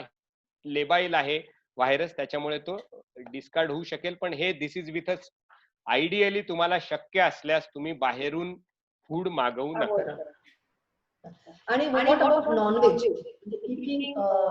Non veg nonveg is equally safe as that of vegetarian food. फक्त ते रेफ्रिजरेटेड नॉनव्हेज नसावं, ताजं असावं. आता पुन्हा तोच आपल्याकडे मुद्दा येतो की नॉनव्हेज म्हणजे तुमच्यापैकी किती जण नॉनव्हेज ऍक्च्युअली बाय करण्यासाठी गेलेले आहेत मला माहित नाही, पण नॉनव्हेज विकणाऱ्याकडचे हायजीन इज मिझरेबल. त्याच्यामुळे आणि युजली जर पुन्हा त्याच्याकडे बघा, विशेष करून त्यांना सफोकेट खूप होतं अशा कारणामुळे ते मास्क घालत नाहीत. मास्क व्यवस्थिशीर घालून सर्व करून देणारा कोणी ताजा नॉनव्हेज देणारा व्यक्ती असेल, ओळखीचा असेल, तर त्याच्याकडून नॉनव्हेज आणा. नॉनव्हेज काय it is equally safe to that of any green vegetable. आणि असं म्हटलं जातं की your increasing or your immunity is the best way. So what we should do to increase or boost our immunity? Anything that we include in our diet किंवा tablets like vitamin or calcium जे आपण daily बेसिसवर घेतल्या पाहिजे? आमच्या allopathy medicine मध्ये there is no concept called as immunity booster. म्हणजे immunity booster पेक्षा आम्ही वॅक्सिन स्ट्रेस करतो. त्याच्यावर बऱ्याच लोकांनी प्रश्न विचारलेत, आपण त्याच्याकडे नंतर येऊ. पण इम्युनिटी बूस्टर म्हणजे तुमची रेग्युलर निरोगी जीवनशैली हीच तुमची इम्युनिटी बूस्टर आहे. तुम्हाला रक्तदाब असेल तो कंट्रोलमध्ये असेल, तुमचं वजन नियंत्रणात असेल, तुम्हाला साखर असल्यास ती नियंत्रणात असेल, तर तुम्ही रोज व्यायाम करत असाल, तर तुम्ही अल्कोहोल सिगारेट स्मोकिंग करत नसाल, तर यू आर हेल्दी. पण काही विशिष्ट संशोधनात असं आढळलं आहे की तुमच्या फुफ्फुसामधल्या झिंक लेव्हल्स जर कमी असल्या, तिथे तो अटॅच होण्याची व्हायरस थोडीशी भीती जास्त असते. त्याच्यामुळे 20 ते 30 मिलीग्रॅम झिंक जर तुम्ही 10 दिवसासाठी घेतलं तर it's a relatively immune booster for this corona disease. तर म्हणून साधारणतः आपण ज्या नेहमी घेतलेल्या बिकासूल झेड म्हणा किंवा बिकोझुंक म्हणा, ज्या गोळ्या आहेत त्याच्यामध्ये 15 मिलीग्रॅम झिंक असतं किंवा 50 मिलीग्रॅम 100 मिलीग्रॅम झिंक असलेल्या पण गोळ्या असतात, त्या रोज एक किंवा बिकासूल झेड किंवा बिकोझिंक दिवसातून 2 वेळेला प्रत्येक फॅमिली मेंबरनी अशा 20 गोळ्यांचा सेट घेतलेला बरा. त्याच्यासोबत 1 ग्रॅम व्हिटॅमिन सी त्या 70-80 वर्षापासून सगळ्या व्हायरस डिसीजेसला दिलं जातं. हा पण एक विषाणूजन्य किंवा व्हायरल आजार आहे. त्याच्यामुळे याच्यामध्येही व्हिटॅमिन सी ची गोळी चघळायला मुलांनाही चांगली लागते चव त्याची. चघळून व्हिटॅमिन सी ची गोळी सुद्धा सकाळ संध्याकाळ 10 दिवस घ्यायची. आणि खूप पेपर की व्हिटॅमिन डी डिफिशियन्सी मध्ये करोना जास्त होतो. व्हिटॅमिन डी ची डिफिशियन्सी होऊ नये म्हणून व्हिटॅमिन डी च्या गोळ्या मिळतात, पण त्या दर आठवड्यात 2 किंवा दर आठवड्यात 1 किंवा मधलं व्हिटॅमिन डी तपासणी करून घ्याव्या लागतात. त्याच्यापेक्षा आम्ही असं ऍडव्होकेट करतो की आता हे कंपनीचं नाव आहे, पण अॅराचिटॉल म्हणून एक 1 मिलीलिटरचं इंजेक्शन मिळतं, ते फोडायचं आणि एका सिरीनी त्याच्यामधला ते जो थोडासा असा ऑइली लिक्विड आहे ते घेऊन चमच्यातून घरातल्या प्रत्येक मेंबरला एक अँप्यूल प्यायला द्यायचं. प्रॉबेबली ते 6 लाख युनिट हे तुम्हाला 3-4 महिन्यासाठी मोर दॅन इनफ आहे. तर त्यामुळे झिंक दिवसातून 2दा 10 दिवस, व्हिटॅमिन सी दिवसातून 2दा 10 दिवस आणि व्हिटॅमिन डी जमल्यास एकच डोस 6 लाख युनिटचा एवढं घेतलं तर त्यासाठी इम्युनो बूस्टर म्हणून एवढंच आहे. आणि निश्चित प्रमाणामध्ये एज ग्रुप काय असेल त्याचा? म्हणजे सिनियर, लहान मुलं सगळ्यांसाठीच का स्पेसिफाईड एज ग्रुप असेल? साधारणतः 10 वर्षाच्या वरच्या सगळ्यांना तुम्ही देऊ शकता ऍट एनी एज. अच्छा, 10 वर्षांच्या वरच्या मुलांना तुम्ही देऊ शकता. बरं. आणि जे लोक श्वसनाचे व्यायाम करतात, योगासन करतात, त्या लोकांनी त्या कंटिन्यू ठेवाव्या. ते ब्रीदिंग एक्सरसाइजेस आहेत आणि डेफिनेटली ते पण एक प्रकारची इम्युनिटी बूस्टरच आहेत. ते तुमच्या त्या कुठल्याही विषाणूजन्य आजारांचा प्रादुर्भाव फुफ्फुसामध्ये लवकर होऊ देत नाही. अच्छा, आणि कधी पण आपण घेऊ शकतो ते 10 दिवसांचा कोर्स, राईट? हो, तर इट्स नेव्हर टू लेट. आजपासून सुरू करून टाका तुम्ही घेतल्या नसेल. ओके. आता नेक्स्ट आहे की is flu shots advisable for all ages? एक लक्षात घ्या की फ्लू शॉट किंवा ज्याला आपण दुसरं, आम्ही 2-3 वॅक्सिनेशन देतो वयस्कर लोकांमध्ये.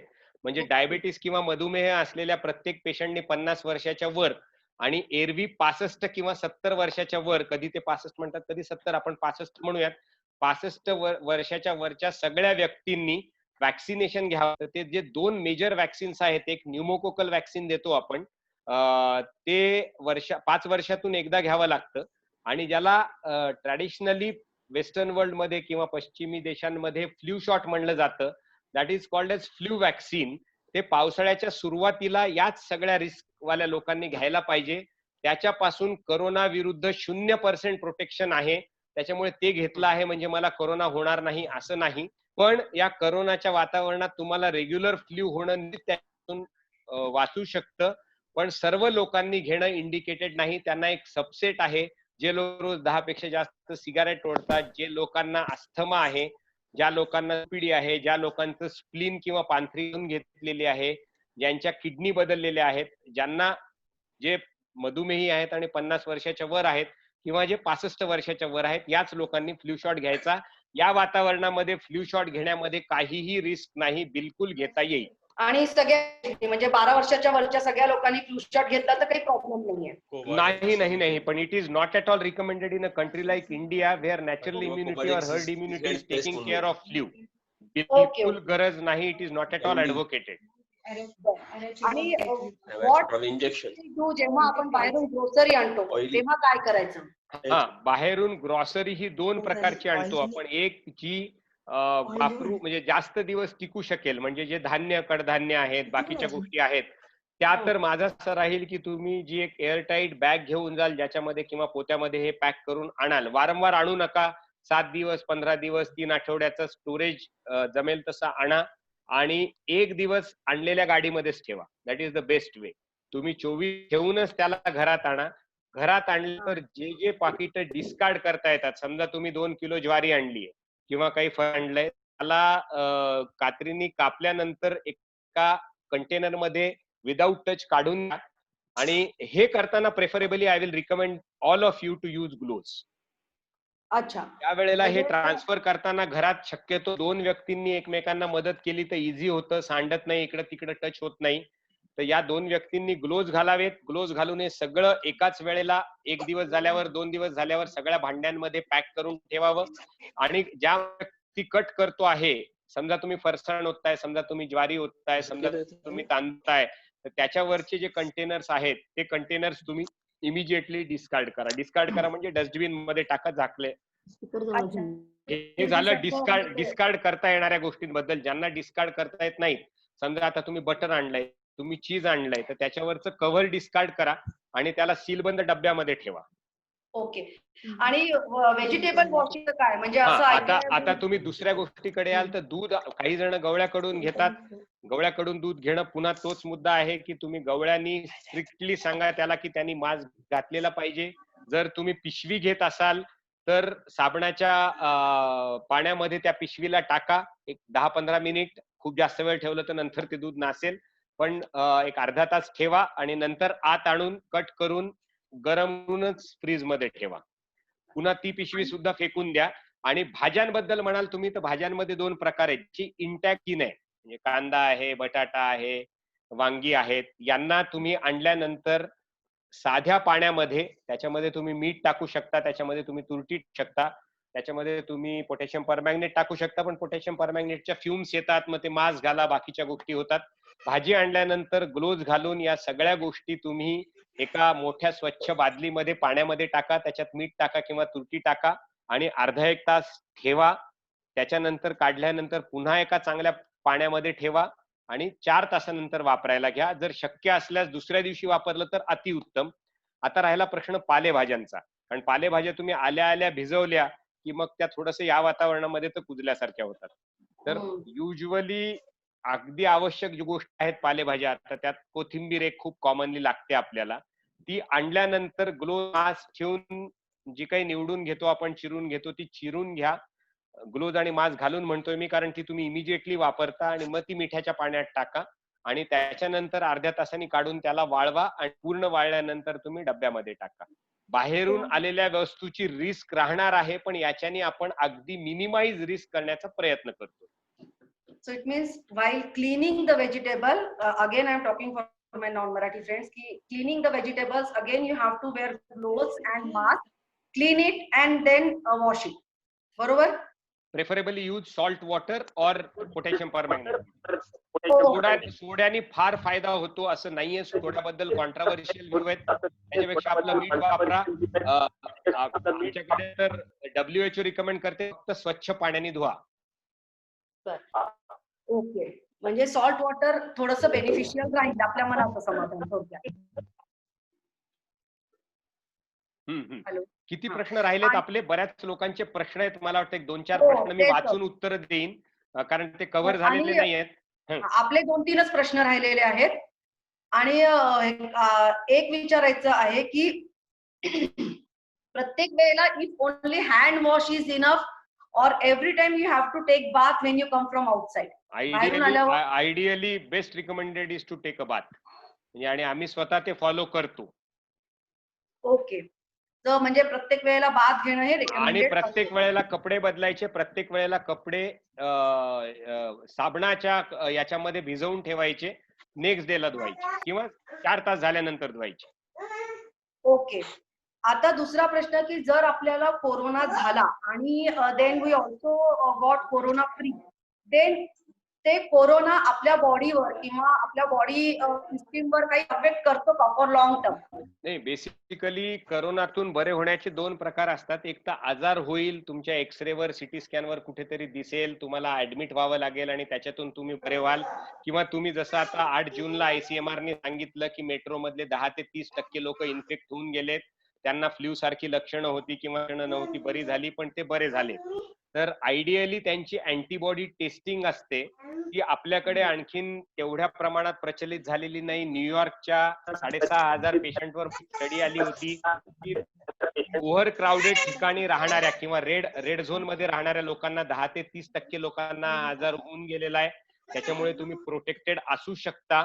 पण करोना एकदा होऊन गेल्यानंतर यू आर प्रोटेक्टेड.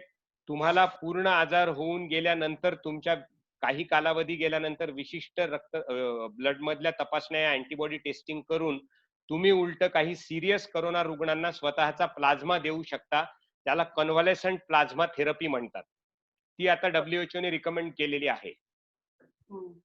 त्याच्यामुळे तुम्हाला करोना होऊन गेला असेल तर आजार खूप सिरियस झाल्यामुळे जे काही फुफ्फुसाला ज्या 1-2% लोक जखमा झालेल्या असतील तो सोडला तर तुमच्यामध्ये काही 1% सुद्धा रेसिड्युअल डॅमेज राहणार नाही. आणि आता हा लास्ट क्वेश्चन आहे की जर इफ अनफॉर्च्युनेटली आपल्या नेबर्स पैकी कोणाला कोरोना झाला तर ऍज अ नेबर आपली काय रिस्पॉन्सिबिलिटी आहे? आता त्यात करोना होणं याच्यात 3 प्रकार आहेत. एक तर they are corona positive and quarantine at home. तसे जर असतील तर त्यांच्याकडे कॉन्टॅक्ट न करता घराच्या बाहेर फक्त त्यांच्या फूडची व्यवस्था करायची, कारण ते जेवढे बाहेर येतील तेवढी त्यांची रिस्क वाढेल एवढं करायचं. ते जर का म्हणजे त्यांना ऑलरेडी त्यांच्या डॉक्टरनी पॉझिटिव्ह आल्यानंतर इन्स्ट्रक्शन दिलेल्याच असतात की तुमचा ताप मेजर करा, तुमचं सॅच्युरेशन पहा, तुमची नाडी पहा, तुम्हाला अशक्तपणा वाटतोय का पहा. पण त्यांना रोज फोनवर बोलणं करून किंवा व्हिडिओ कॉलवर पॉसिबल असेल तर वेदर दे आर म्हणजे he or she or they all are doing well or they are sinking एवढं लक्ष ठेवायचं. Majority of the home quarantine people are तसेच बरे होतात. त्याच्यामुळे वेगळं काही करायची गरज पडत नाही. पण निश्चित प्रमाणामध्ये त्यांना असं वाळीत टाकल्यासारखी काही गरज नाही. तुम्ही ज्या काही ऑनलाईन गोष्टी करताय त्यात त्यांना इन्व्हॉल्व करा. तुम्ही एक लक्षात घ्या की आता गेले काही दिवस करोना बरं होण्याचं प्रमाण प्रचंड आहे. जरी डायग्नोसिस नीट झालं असेल तरी काही जणांना छंद असतो, पेपरवाले देतात, मीडियावाले सांगतात, तर रोज तुम्ही पाहताय आता भारत 3ऱ्या नंबरला गेलाय आकड्यांमध्ये. त्याच्यामध्ये सोयीस्कररित्या एक गोष्ट लपवली जाते, मॉर्टॅलिटी. मॉर्टॅलिटीमध्ये भारत पहिल्या 10 मध्ये पण नाहीये. म्हणजे नंबर खूप जास्त आहे आपल्याकडे करोना झालेल्यांचा. ICMR नुसार त्याच्यापेक्षा 10 ते 100 पट रुग्ण असू शकतील. त्या मानाने मृत्युमुखी पडणाऱ्या लोकांची संख्या खूप कमी आहे. त्याच्यामुळे तुम्हाला करोना झाला की काहीही खरं नाही असं नाही. तुम्ही 100रातले 1 जण फक्त दुर्दैवी असाल तर तुमच्या जीवाला धोका होईल. अदरवाईज तुम्ही नॅचरली बरे व्हाल. म्हणजे आता स्वतःलाच कोरोना झाला तर स्वतःच तुम्ही मोराल कसं हाय ठेवायचं? मी आता तुम्हाला हेच सांगितलं ना. सगळ्यात मोठी काय आहे की सगळ्यात मोठं म्हणजे फेसबुक, सोशल मीडिया, डॉक्टर्स आणि सल्लेगारांपासून दूर राहा. तुमचा जो कोणी फॅमिली डॉक्टर किंवा रेग्युलर डॉक्टर आहे त्याच्याशी चर्चा करा. तारतम्य भाव व्यवस्थित म्हणजे वापरून हे लक्ष ठेवा की 1% कमी यंग हेल्दी लोकांमध्ये मॉर्टॅलिटी आहे. जर एल्डरली लोकांमध्ये तर डेफिनेटली थोडं लवकर दवाखान्यात न्यायला पाहिजे, कारण त्यांचे कॉम्प्लिकेशन झाल्यानंतर मग बरं होण्याची स्पीड कमी होते किंवा त्यांचा नंबर कमी होतो. तर थोडेसे वयस्कर असतील, रक्तदाब असेल, स्थूलपणा असेल, अँजिओप्लास्टी झालेली असेल, तर थोडं क्लोज वॉच ठेवण्यासाठी दवाखान्यातल्या क्वारंटाईन सेंटरला ठेवलेलं बरं. तुम्ही जर यंग असाल तर यंग म्हणजे करोनासाठी young is less than 55 years. तुम्ही 55 वर्षाच्या खालचे असाल आणि तुम्हाला सर्दी खोकला झाला, समजा काही कारणाने 3 दिवसाचा ताप होता, तुम्ही टेस्ट केली आणि टेस्ट जर पॉझिटिव्ह असेल तर बी होम क्वारंटाईन व्हा. ताप गेल्यानंतर एक 2-3-4 दिवस अशक्तपणा राहील, तुम्ही बरे व्हाल.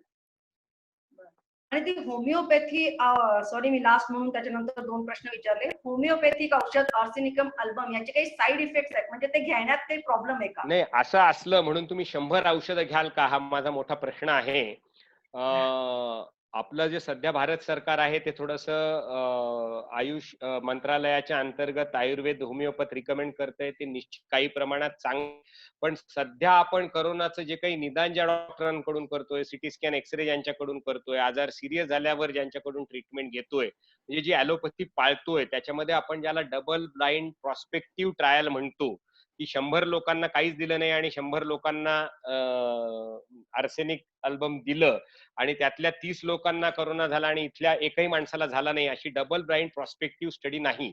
माझे स्वतःचे किशोर पाठक म्हणून जवळचे मित्र आहेत, त्यांनी त्याच्या विरोधात पण एक खूप मोठा त्याच फील्डमध्ये असूनही लेख लिहिला. काही जण म्हणतायत चांगलेही आहेत. मी त्या फील्डचा डॉक्टर नाही, त्याच्यामुळे मला त्याचे इफेक्टही माहित नाहीत, साईड इफेक्टही माहित नाहीत. होमिओपॅथिक औषधांचे साईड इफेक्ट नसतात असं म्हणण्यावर माझा विश्वास नाही. या औषधाला साईड इफेक्ट असतील असंही माझं म्हणणं नाही, पण मी स्वतः किंवा माझ्या कुठल्याही फॅमिली मेंबर्सनी हे औषध घेतलेलं नाही.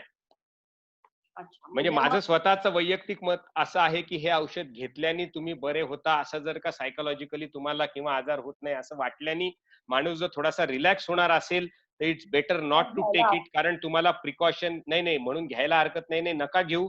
प्रिकॉशन घ्या. Every potential person next to you is a covid bomb. Okay, so या पूर्ण प्रश्न थोडक्यात हे आहे की mask is compulsory, social and physical distancing you have to maintain, आणि सगळ्यात महत्वाचं म्हणजे प्रत्येकाला ज्यांना तुम्ही भेटतात तर तुम्ही एक असं मनामध्ये विचार करून चालायला पाहिजे की बाबा हा माणूस कोविड कॅरियर असू शकतो. So you have to keep a distance. Summary करताना मी असं सांगेन, राहुल तोपर्यंत तू प्रश्न बघ एखाद दोन, तुला जर स्पेसिफिक काही वाटले तर. मला एक ठळक जाणवणारा प्रश्न होता की सलगपणे गेलं तर टेस्टिंग करत नाहीयेत, असं नाहीये. माझ्याकडे तुम्ही 100 लोक या, मी 100 लोकांच्या टेस्टिंग सांगेन. जर माझ्या ICMR गाईडलाईन्स मध्ये तुम्ही फिट बसलात तर तुम्हाला टेस्टिंग कधी ऍडव्होकेटेड आहे. जर तुम्ही 14 दिवसामध्ये फॉरेन मधून आलेला असाल, तुम्ही दवाखान्यात काम करत असाल, तुम्ही जर तुमच्या घरातल्या कुणाला किंवा जवळच्या माणसाला करोना झाला आणि तुम्हाला लक्षणं असतील तरच. पण माझ्याकडे पैसे आहेत म्हणून मला फक्त करोना टेस्टिंग करून घ्यायची आहे. तुम्ही जेन्युइन जे रुग्ण आहेत त्यांना टेस्टिंग पासून टाळता आहात असं होतं.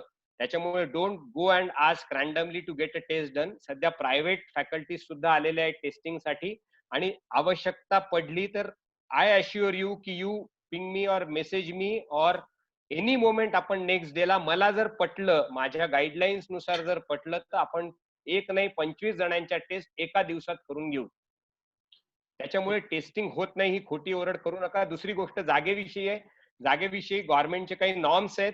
त्याच्यामध्ये ज्या ठिकाणी तुमच्या, आता जसं माझा दवाखाना आहे, माझा दवाखाना 25 बेडचा आहे. माझ्याकडे मी जवळजवळ 11 लोकांना करोना डिटेक्ट केलं. त्यातले 8 लोक नॉर्मली बरे झाले. 3 लोक ज्यांना गरज होती दवाखान्यात ऍडमिट करायची त्याची जिम्मेदारी मी घेऊन त्यांना ऍडमिट केलं. तो माझ्याकडे असला असता तर बरं, एवढे मी त्यांचे 15-20 फोन सगळ्या नातेवाईकांचे रोज घ्यायचो. पण माझ्याकडे एकच 8 बेडची ICU आहे, जिथे सध्या जर करोनाचा पेशंट घेतला तर दुसरे गरजू पेशंट घ्यायला जागा नाही. आम्ही OPD मध्ये करोनाचे पेशंट पाहतो आहोत, त्यांचं निदान करतो आहोत आणि त्यांना व्यवस्थितशीर ऍडजस्ट करतो आहोत. पण निश्चित औरंगाबादमध्ये परिस्थिती थोडीशी गंभीर आहे, जागेची थोडीशी अडचण आहे. पण थोडासा संयम बाळगला तर निश्चित प्रमाणामध्ये रोज काही दवाखाने, कदाचित मी आज नाही म्हणतोय पण कदाचित काही दिवसांमध्ये आमच्याही दवाखान्यामध्ये कुठे ना कुठेतरी कमीत कमी नॉन क्रिटिकल कोविड लोकांसाठीची व्यवस्था करण्याची वेळ येऊ शकते. पण सध्या आत्ताच लोकार्पण झालेल्या नवीन सरकारी दवाखान्यामध्ये आणि 3-4 शहरातल्या मोठ्या दवाखान्यांमध्ये मिळून चांगले डॉक्टर आणि चांगली सुविधा आहे. त्याच्यामुळे डॉक्टर नाही किंवा जागा नाही म्हणून घाबरून जायचं कारण नाही.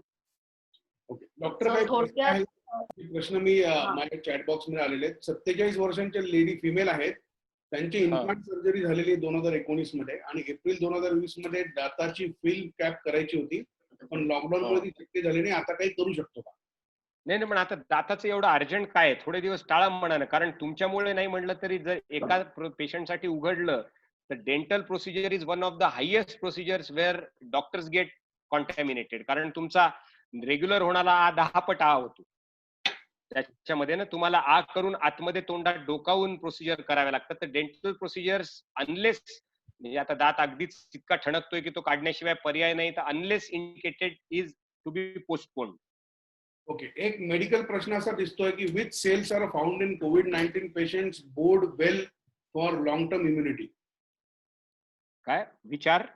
Which cells are found in COVID-19 patients BODE well for long-term immunity? मला म्हणजे त्यांचा प्रश्नाचा ओघ नाही कळला मला. जे लोक सांगतील, ज्यांनी विचारलाय प्रश्न त्याला मला डायरेक्ट पर्सनल मेसेज टाका म्हणाव, आय विल आन्सर देम. पण बेसिकली हे म्हणजे मला असं वाटतं याचा प्रश्न असा आहे की काही जणांना कोरोना होतो ते बरे होतात, काही जणांना कोरोना होतो ते सिरियस होतात. असं का होतं? तर याच्यामध्ये बेसिकली तुमच्या बॉडीच्या इम्युन रिस्पॉन्सचा प्रश्न असतो. आपण 25-25 वर्षाच्या तरुण लोकांनाही सिरियस आजार झालेला पाहिला आणि 75 वर्षाचे म्हातारे लोकही बरे होताना पाहिलेले आहेत. तो तुमचा सेल इम्युनिटीचा रिस्पॉन्स असतो. तर त्याच्यामुळे सायटोकाईन नावाचा एक फॅक्टर त्याच्यामध्ये काम करतो.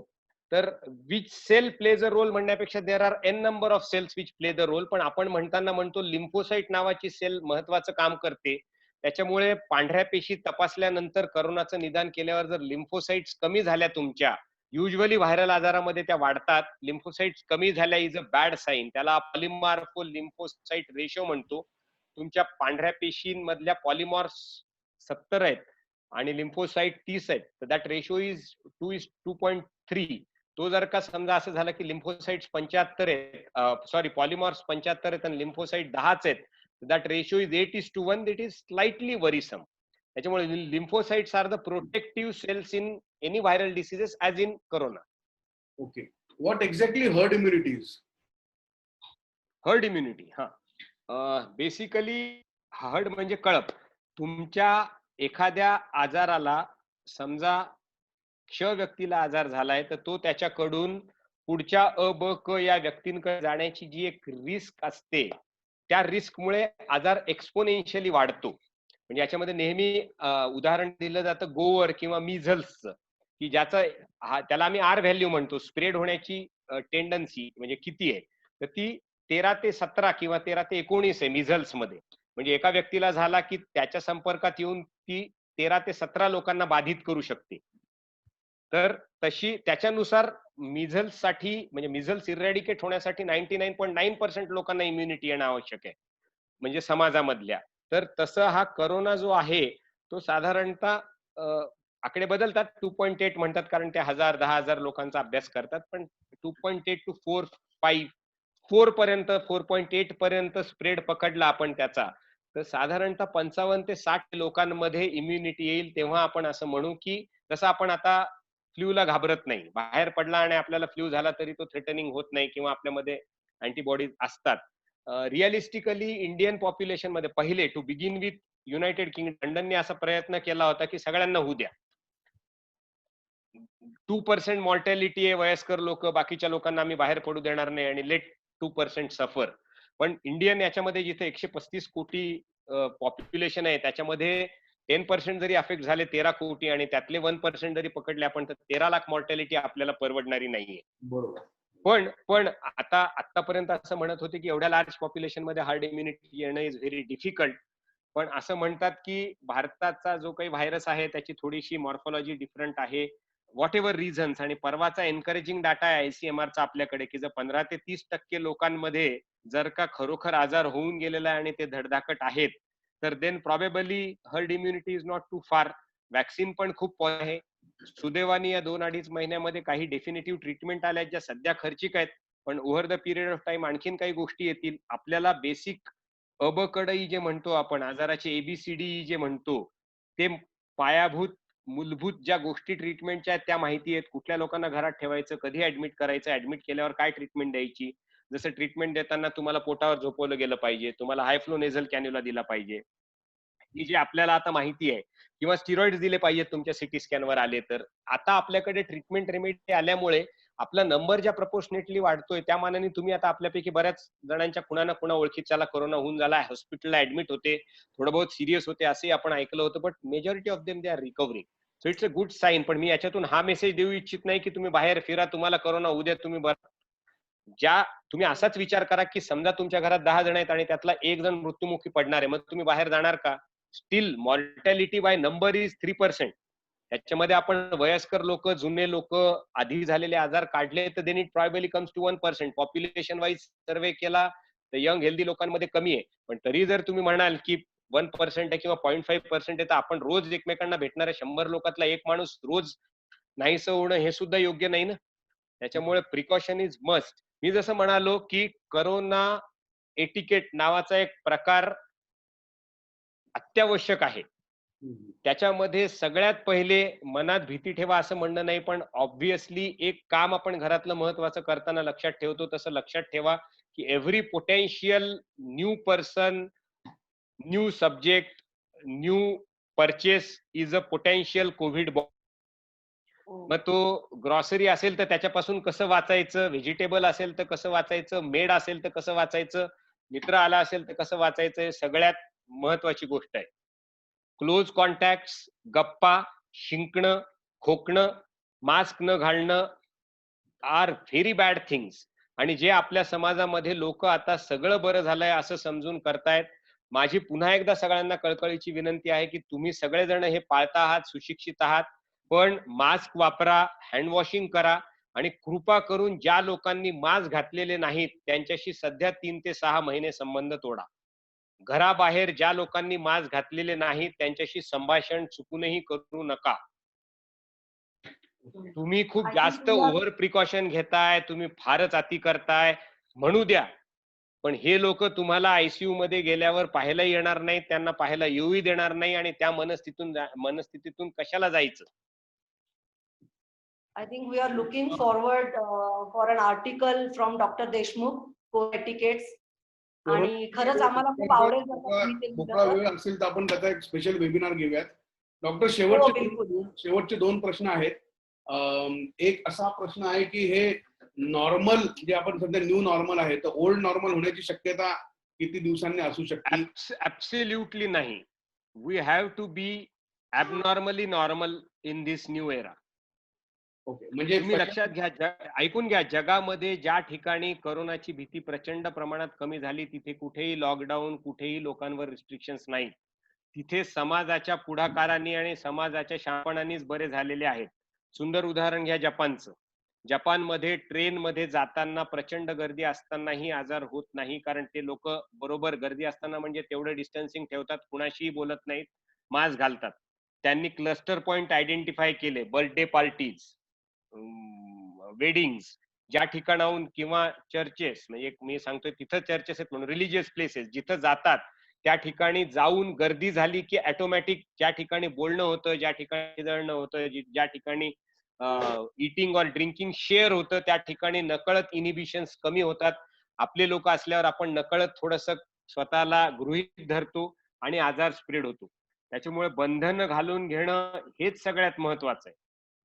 घालून घेणं, गर्दी ठिकाणी न जाणं, अनोळखी व्यक्तींशी संभाषण न करणं, मास्क घालणं, मास्क घाललेल्या व्यक्तीकडूनच काही गोष्टी घ्यायच्या असतील तर विकत घेणं, घरातलंच करणं, बाहेरून आणलेल्या वस्तूंची नीट साफसफाई करणं, घरात मेड असतील तर मेड एटिकेट्स पाळणं, या सगळ्या गोष्टी कराव्या लागतील. आणखीन एक कोणीतरी प्रश्न विचारला होता की नॉन हॉस्पिटल प्रिमायसेस स्वच्छ कसे करायचे. तर स्वच्छ करण्यासाठी जे रिकमेंडेड आहेत, युजली जसं म्हणालो आपण की सोप मध्ये हा व्हायरस पटकन मरतो. तर मेक इट अ हॅबिट की तुमचं ऑफिस सुरू होण्याच्या आधी सोडियम हायपोक्लोराइड सोल्युशननी, ते आपल्याकडे 8 ते 10 लिटर फॉर्म मध्ये मिळतं, 1:9 डायल्युशन मध्ये, म्हणजे 9 लिटर मध्ये 1 लिटर डायल्यूट करा, ते ताजं वापरावं लागतं. नाही तर 100 ml 900 ml मध्ये का 1 लिटरनी फ्लोरिंग क्लीन करा, 15 मिनिट तशी राहू द्या, बऱ्यापैकी व्हायरसेस त्यांनी मरतात. ज्या ठिकाणी मेटल आणि काच आहे ती सोडून याचा स्प्रे पण तुम्ही वापरू शकता. ज्या ठिकाणी त्याचे थोडेसे डाग पडतील असं वाटतं त्या ठिकाणी 7% बेन्झाल्कोलियम क्लोराईड ज्याला आपण लायझॉल म्हणतो ते वापरा. ते सुद्धा 10 मिनिटांमध्ये व्हायरसला बऱ्यापैकी मारतं. पण सगळ्यात बेस्ट आपल्या हातात जे आहे ते फेस आलेल्या साबणाने म्हणजे फेस आणणाऱ्या साबणाने चांगला हात धुणं. हात धुणं म्हणजे नुसतं असं करणं नाही, त्याला एक प्रॉपर पद्धत आहे. तुम्ही कुठेही गुगलवर गेले तर 20 सेकंदाचा हँड वॉशिंग सांगतील. ग्लोव्ज घातले तर ही हँड वॉशिंग तेवढ्या प्रॉपर पद्धतीने होत नाही. तुम्ही फक्त घरामध्ये भाजी हँडल करताना किंवा किराणा आणल्यानंतर तो यूज करताना स्वच्छ भांड्यांमध्ये I will advocate you to gloves and mask. Okay, कोणता मास्क घरात जर कुणाला सर्दी खोकला ताप आला तर त्याला जेव्हा क्वारंटाईन कराल तेव्हा त्यांनी मास्क वापरला पाहिजे. कोणता मास्क वापरावा? सगळ्यात म्हणजे चांगला मास्क जो washable वॉशेबल मास्कला Washable? थोडे नाही वॉश आणि वॉश केल्यावर आता या सीझन मध्ये थोडंसं वाळण्याचं प्रमाण कमी होणार आहे कारण आता पावसाळा येत चाललाय. Most ideal is disposable mask जे आहेत ते ज्यांना शक्य नाही त्यांनी डबल किंवा ट्रिपल लेअर कॉटनचे मास्क स्वच्छ धुवून फेसामध्ये वाळवून दुसऱ्या दिवशी घालू शकता. काही न घालण्यापेक्षा ते उत्तम, पण ज्यांना शक्य आहे त्यांनी सर्जिकल मास्क घालावेत, डिस्पोजेबल डिस्पोज ऑफ करावेत, नेक्स्ट डेला नेक्स्ट मास्क वापरावा. ओके, लास्ट बरं, आणि- क्वेश्चन डॉक्टर, माझ्याकडून last question is me mask घातलाय आणि तुम्ही मास्क घातलेला आहे आणि आपण अक्रॉस द टेबल एकमेकांशी बोलत बसलेलो आहे, इज इट सेफ? नाही, त्याच्यामध्ये सुद्धा ट्रान्सफर रेट 1 to 3% असतोच. बर, तर दुर्दैवाने तुम्ही ज्या डॉक्टर मित्राशी बोलताय त्याला जर का करोना असेल की त्याने करोना बाधित पेशंट पाहिलेला असेल तर तुमची रिस्क पुन्हा 1 to 3% वाढणार आहे. तर त्याच्यामुळे गप्पा मारताना ज्या वेळेला शक्य असेल त्यावेळेला फोनवर मारा ना गप्पा, आणखीन तरी पॉझिटिव्हली फोन मधून जात नाही. दुसरी एक मुद्दा फोनच्या क्लिनिंग बद्दल आहे जे स्वतः मी सुद्धा ऍक्च्युअली पाळायला पाहिजे. आणि मी बऱ्यापैकी ट्रेडिंग करतो त्याच्यामुळे फोन फार 9, 9:30 ते 3:30 तर फार हातात असतो कारण त्या एकेका ट्रेडनी कोणापेक्षा जास्त भीती देणारे रेड असतात सध्याच्या मार्केटमध्ये, तो वेगळा विषय. पण आयडियली इट्स रिकमेंडेड आता ऍपल आणि सॅमसंगने सुरू केलंय की दे गिव्ह वाईप्स. तुम्ही वाईप्स ठेवा, घरात आल्यावर फोन बंद करा, स्वतःच पूर्ण क्लिनिंग झाल्यानंतर फोनला त्या वाईप्सना आपल्या साबणाच्या पाण्याने कमीत कमी यांनी आतमधल्या अंतर्गत यंत्रणेत जाणार नाही अशा दृष्टीने पुसा. नाही तर मग नीट तुम्ही वापरू शकत असाल खूप फसफस न मारता तर सॅनिटायझरने जरी क्लीन आणि बॅक साईड क्लीन केली तरी चालेल. नंतर 10 मिनिट जाऊ द्या, त्याच्यानंतर फोन ऑन करा. याच्यामध्ये सॅनिटायझर वापरण्याची रिस्क अशी असते की आपण तो लगेच युजली घरी आजकाल फोन आपण मल्टीमीडिया वापरतो त्याच्यामुळे डिस्चार्ज व्हायला आलेला असतो. आल्या घरात आपण तो चार्जिंगला लावतो, त्याच्यामुळे युजली सॅनिटायझर लावून चार्जिंगला लावणं ही स्लाइटली रिस्की. त्याच्यामुळे एक सोपचं साबण करा, वाईप्स ठेवा, वाईपनी त्याला स्वच्छ करा, त्याचं कव्हरही स्वच्छ करा, 10 मिनिट वाळू द्या, बंद करा, वाळल्यानंतर क्लोज करा, ऑन करा फोन आणि यू कॅन रियूज. नाही आता बऱ्याच बँकांमध्ये पाहिलं की ते साधारणतः ते आजूबाजूला कलिग्स एकमेकांच्या बाजूला बसतात पण ते मास्क घालून बसतात. नाही, आता हे बघा, जर ज्या ठिकाणी तुम्हाला सोशल डिस्टन्सिंग शक्य नाहीये त्या ठिकाणी you have to wear it with mask.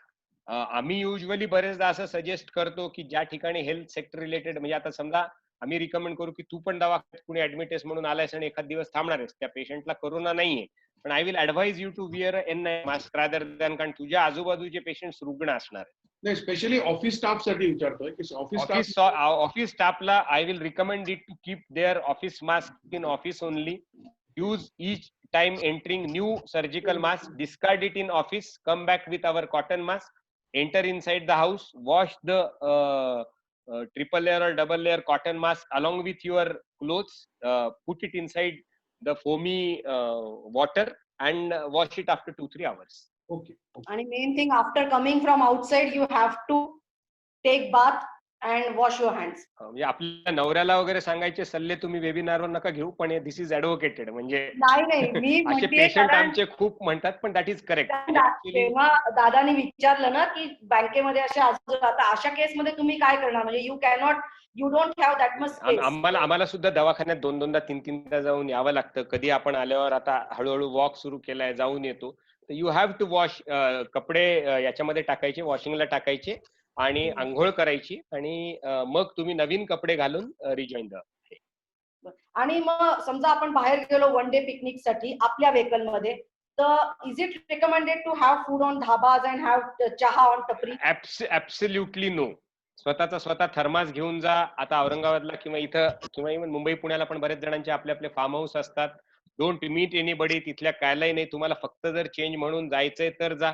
पण स्टील रिकमेंडेशन्स आर आणखीन मजा करावी, ट्रेकला जावं, ढाब्यावर जेवावं खावं अशी परिस्थिती नाही आहे सध्या तरी. These are basic requirement of health and life. या मोठ्या तुफानातून वादळातून आपल्याला सगळ्यांना आधी नीट सगळ्याच जणांना जिवंत आणि हेल्दी बाहेर नंतर पुढे भरपूर आयुष्य पडलंय. ढाबे आहेत, चहा आहे, टपरी आहे, ट्रेकिंग आहे, आउटिंग आहेत, सुट्ट्या आहेत.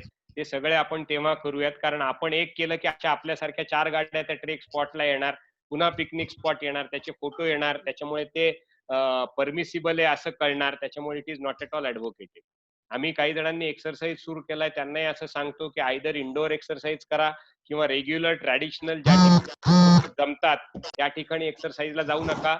जिथं गर्दी नाही अशा ठिकाणी कुणाशी न बोलता आपला आपला वॉक घ्या, आपला आपला वॉक करा. तो पण खूप सिव्हिअर म्हणजे एक्स्ट्रीम एक्सरसाइज करू नका, कारण you do exercise by wearing mask.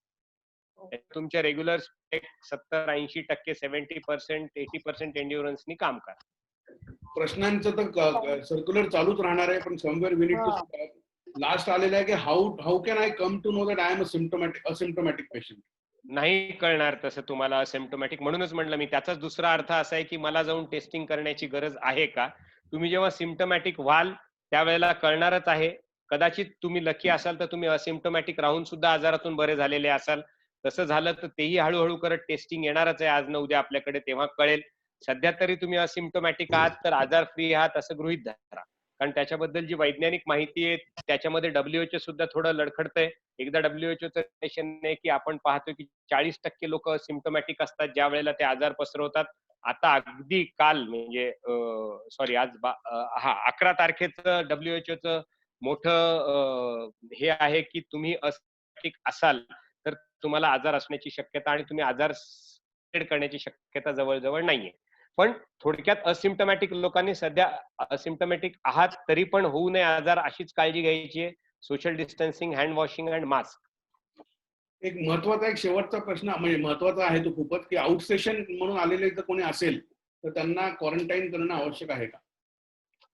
सरकारी नियमानुसार आहे. आता माझे 2 रुग्ण गोव्यावरून आले, त्यांची तिथे टेस्टिंग झालेली होती, पण टेस्टिंग इज नॉट 100%. टेस्टिंग मध्ये फॉल्स पॉझिटिव्ह रेट जवळजवळ 30 ते 40% आहे. त्याच्यामुळे फॉल्स निगेटिव्ह रेट म्हणजे तुम्हाला आजार असताना आजार टेस्ट मध्ये येणार नाही. त्याच्यामुळे आणखीनही सगळीकडे अहमदाबादला प्रायव्हेट लोकांसाठी व्यवस्था मनोरला केलेली आहे आणि बाकीच्या लोकांची कोविड केअर सेंटर किंवा सेंटर म्हणून काही ठिकाणी व्यवस्था केली आहे.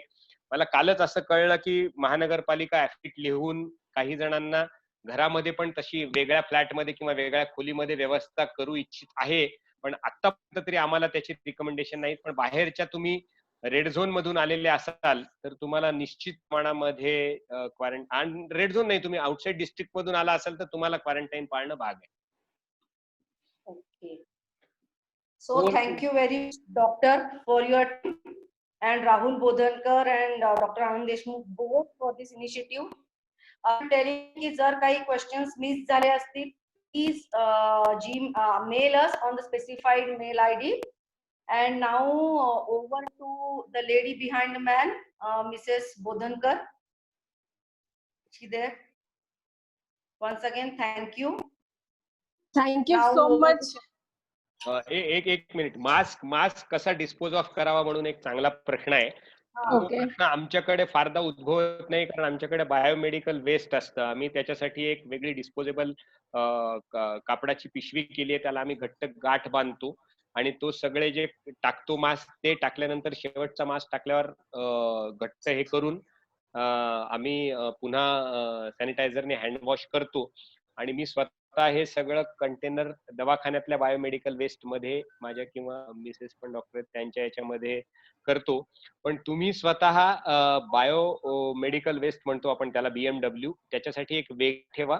आणि तुमच्या बाहेर वॉचमन सोसायटीमध्ये किंवा येणाऱ्या कचऱ्यावाल्याला सांगा की आमचा काही दवाखाना नाही, काही नाही, पण सध्याच्या या सिच्युएशन मध्ये हे तुम्हाला हा कचरा सुद्धा नेणं आवश्यक आहे.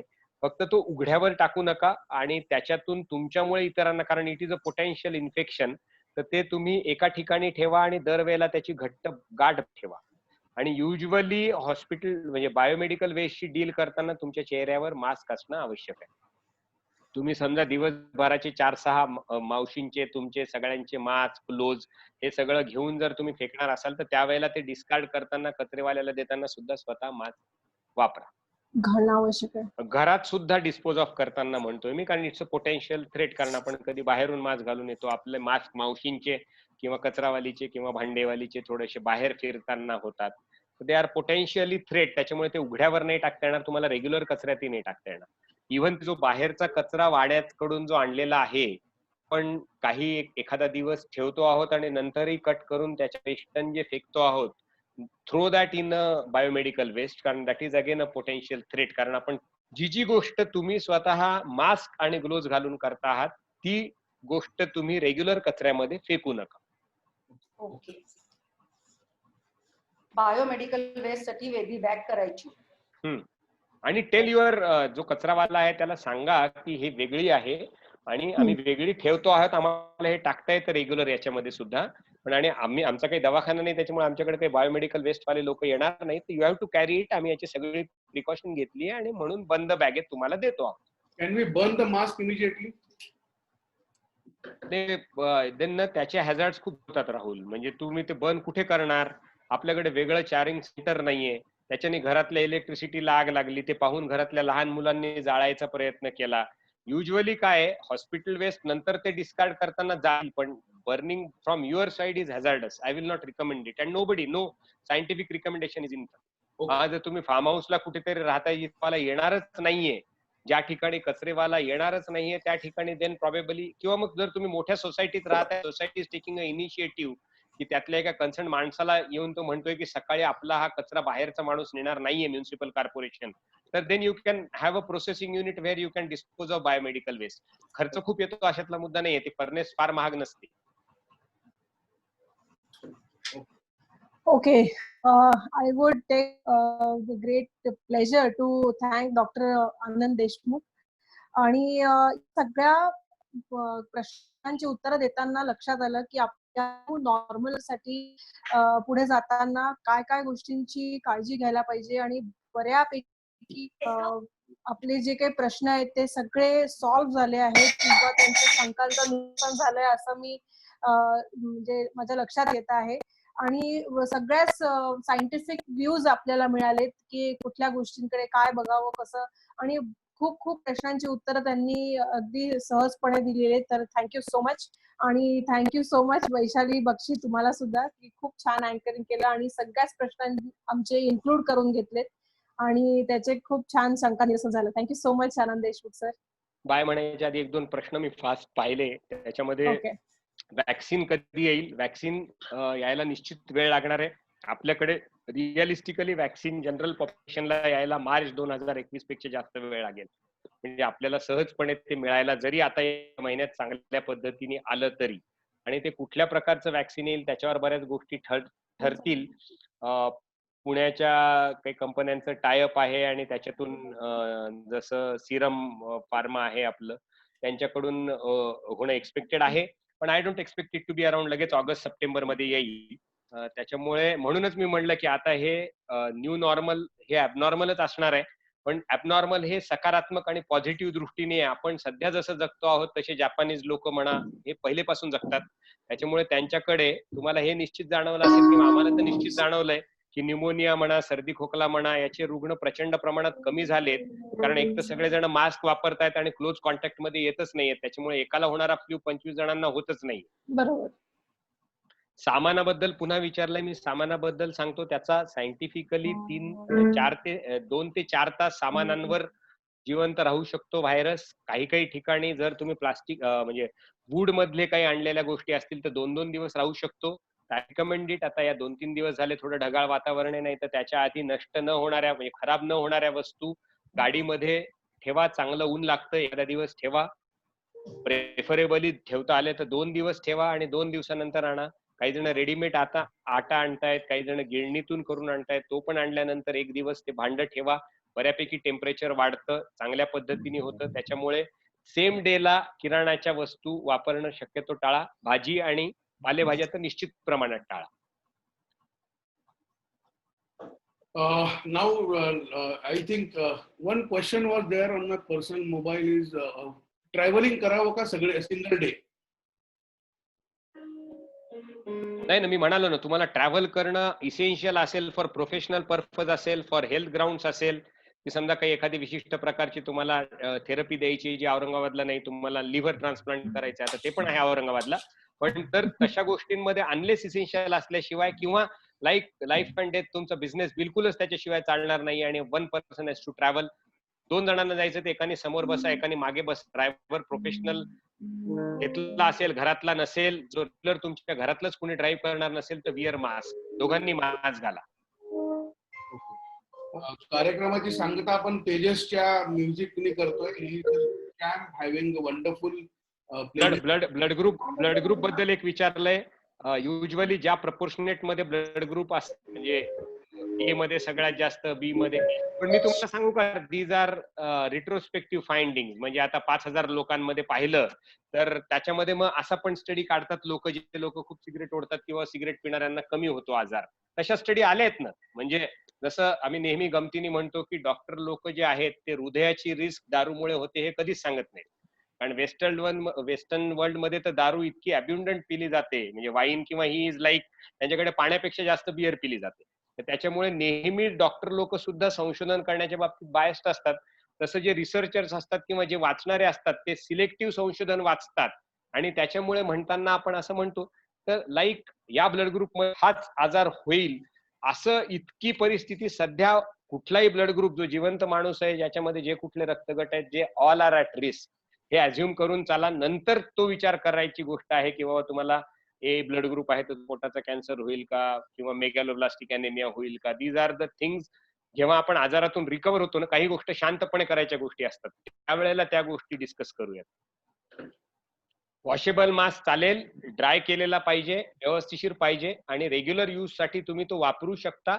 डबल लेअर, ट्रिपल लेअर त्याची प्रोटेक्टिव्हिटी वाढवतं निश्चित प्रमाणामध्ये, पण शेवटी जास्त प्रोटेक्टिव्हिटीसाठी रियूज करणाऱ्या मास्क पेक्षा परवडत असेल तर डिस्पोजेबल मास्क वापरा. रोजच्या रोज एक वापरा, फार खर्च येत नाही. घरात 5 जण असतील तर 8×45 किंवा 7×35 35 इंटू तुम्ही अगदी म्हणजे रोज 5 जण बाहेर पडले आणि रोज 30 दिवस जरी गेले ती दॅट कॉस्ट 1000 रुपीज. मला नाही वाटत तेवढं कठीण आहे. आणि निश्चित जर तुम्ही नीट समजावलं तर निश्चित प्रमाणामध्ये मेडला सुद्धा समजतं, तुमच्या ऍक्शन मधून सुद्धा त्यांना कळतं, तुमच्या ऍक्शन्स मधून रुग्णांना सुद्धा कळतं. आता माझ्याकडे टू बिगिन विथ 30% रुग्ण असे यायचे जे मास्क घालायचे नाहीत. मी नोटीस लावलेली आहे की माझ्याकडे मी रिसेप्शन काउंटरला पैसे भरताना सांगतो की मास्क नसतील तर त्यांचे पैसे घेऊ नका, डॉक्टर तपासणार नाही असं सांगा, नाही तर 7 रुपयाला होलसेलला मेडिकलला अवेलेबल आहे. अगदी खेड्यातला माणूस, खेड्यातली अगदी एक बाई सुद्धा, त्यात एक पेशंट मला एक पेशंट मी तिला फ्री करतो, ती गरीब आहे म्हणून, तर ती बाहेर सांगून गेली की सुद्धा डॉक्टर देतील का, तर आम्ही तिला आमच्याकडचा मास्क दिला. पण तुम्ही व्यवस्थिशीर समजवलं तर अगदी अशिक्षितला अशिक्षित आणि अगदी निर्बुद्ध माणूस सुद्धा समजू शकतो. फक्त काय सगळ्यांचाच पेशन्स थोडासा बॉइलिंग आहे, त्याच्यामुळे कुठल्या कारणामुळे कोण कधी चिडेल हे सांगता येत नाही. त्याच्यामुळे फार सल्ले द्यायला जाऊ नका. मला तुम्ही प्लॅटफॉर्म दिला एवढे 1-1.5 तास एवढं बोलायला आणि तुम्ही ऐकताय सगळेजण, तर त्याच्यामुळे I am very happy. Tejas, ready? Thank you so much. In fact, everyone who has participated in a very large number, almost around 100 participants was there at the same time. And thank you very much, Dr. Anand Deshmukh. You said immediately आम्हाला okay म्हणून सांगितलं. Let's conclude the program आणि आपण अजून एकदा एखादा चांगला webinar सरांची वेळ घेऊन आपण ऑर्गनाईज करूया कोरोना एटिकेट्स या विषयावर. तोपर्यंत आपण तेजसच्या गाण्याने आपण या कार्यक्रमाची सांगता करतोय after music. So Tejas is a very little champ and his fingers run on synthesizer and piano like anything. So let's have let's motivate Tejas for these songs. Tejas, start.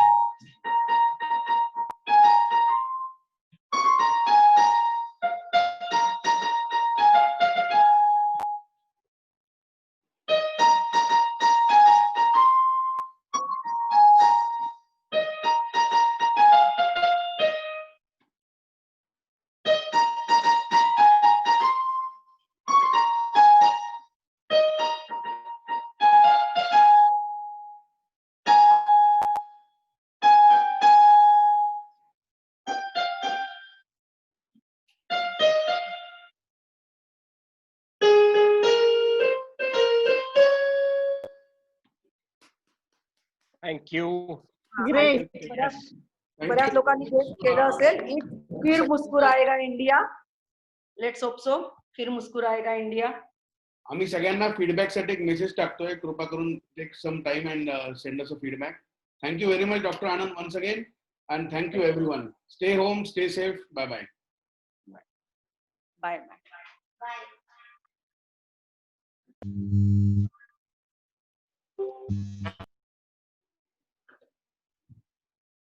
अरे काय झालं आता? हा. अरे हे पण होते, संजय भाऊजी पण होते. जॉईन नव्हतं झालं व्हिडिओवरती. हा. ते ऑडिओवर होते. बर बर. नंतर काय म्हणतात त्याला, मी चांगलं बोलले. बाबा तुला ना माझं कौतुकच नाहीये. कौतुक काय चांगलं बोलली. कौतुक काय तुला बोलली म्हणून. हॅलो, तुमचं ऐकू येतंय बोलणं इथे सगळ्यांना. आता मी फेसबुक लाईव्ह बंद कौतुकाचं पण ऐकू येतंय.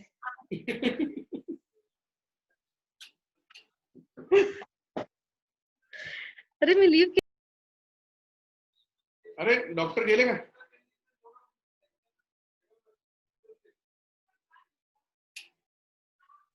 राहुल. हा. अरे ते वैशाली वैभव भांडू लागलेत. हो ना, मी त्यांना गेले निघून पुन्हा.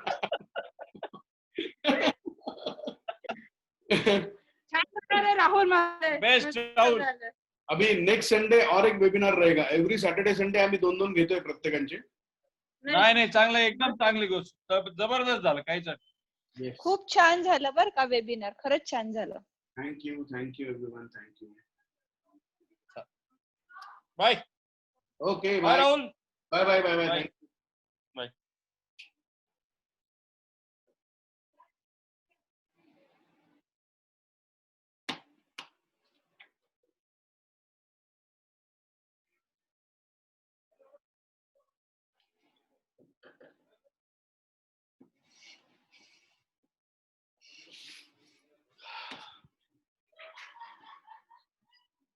मास्क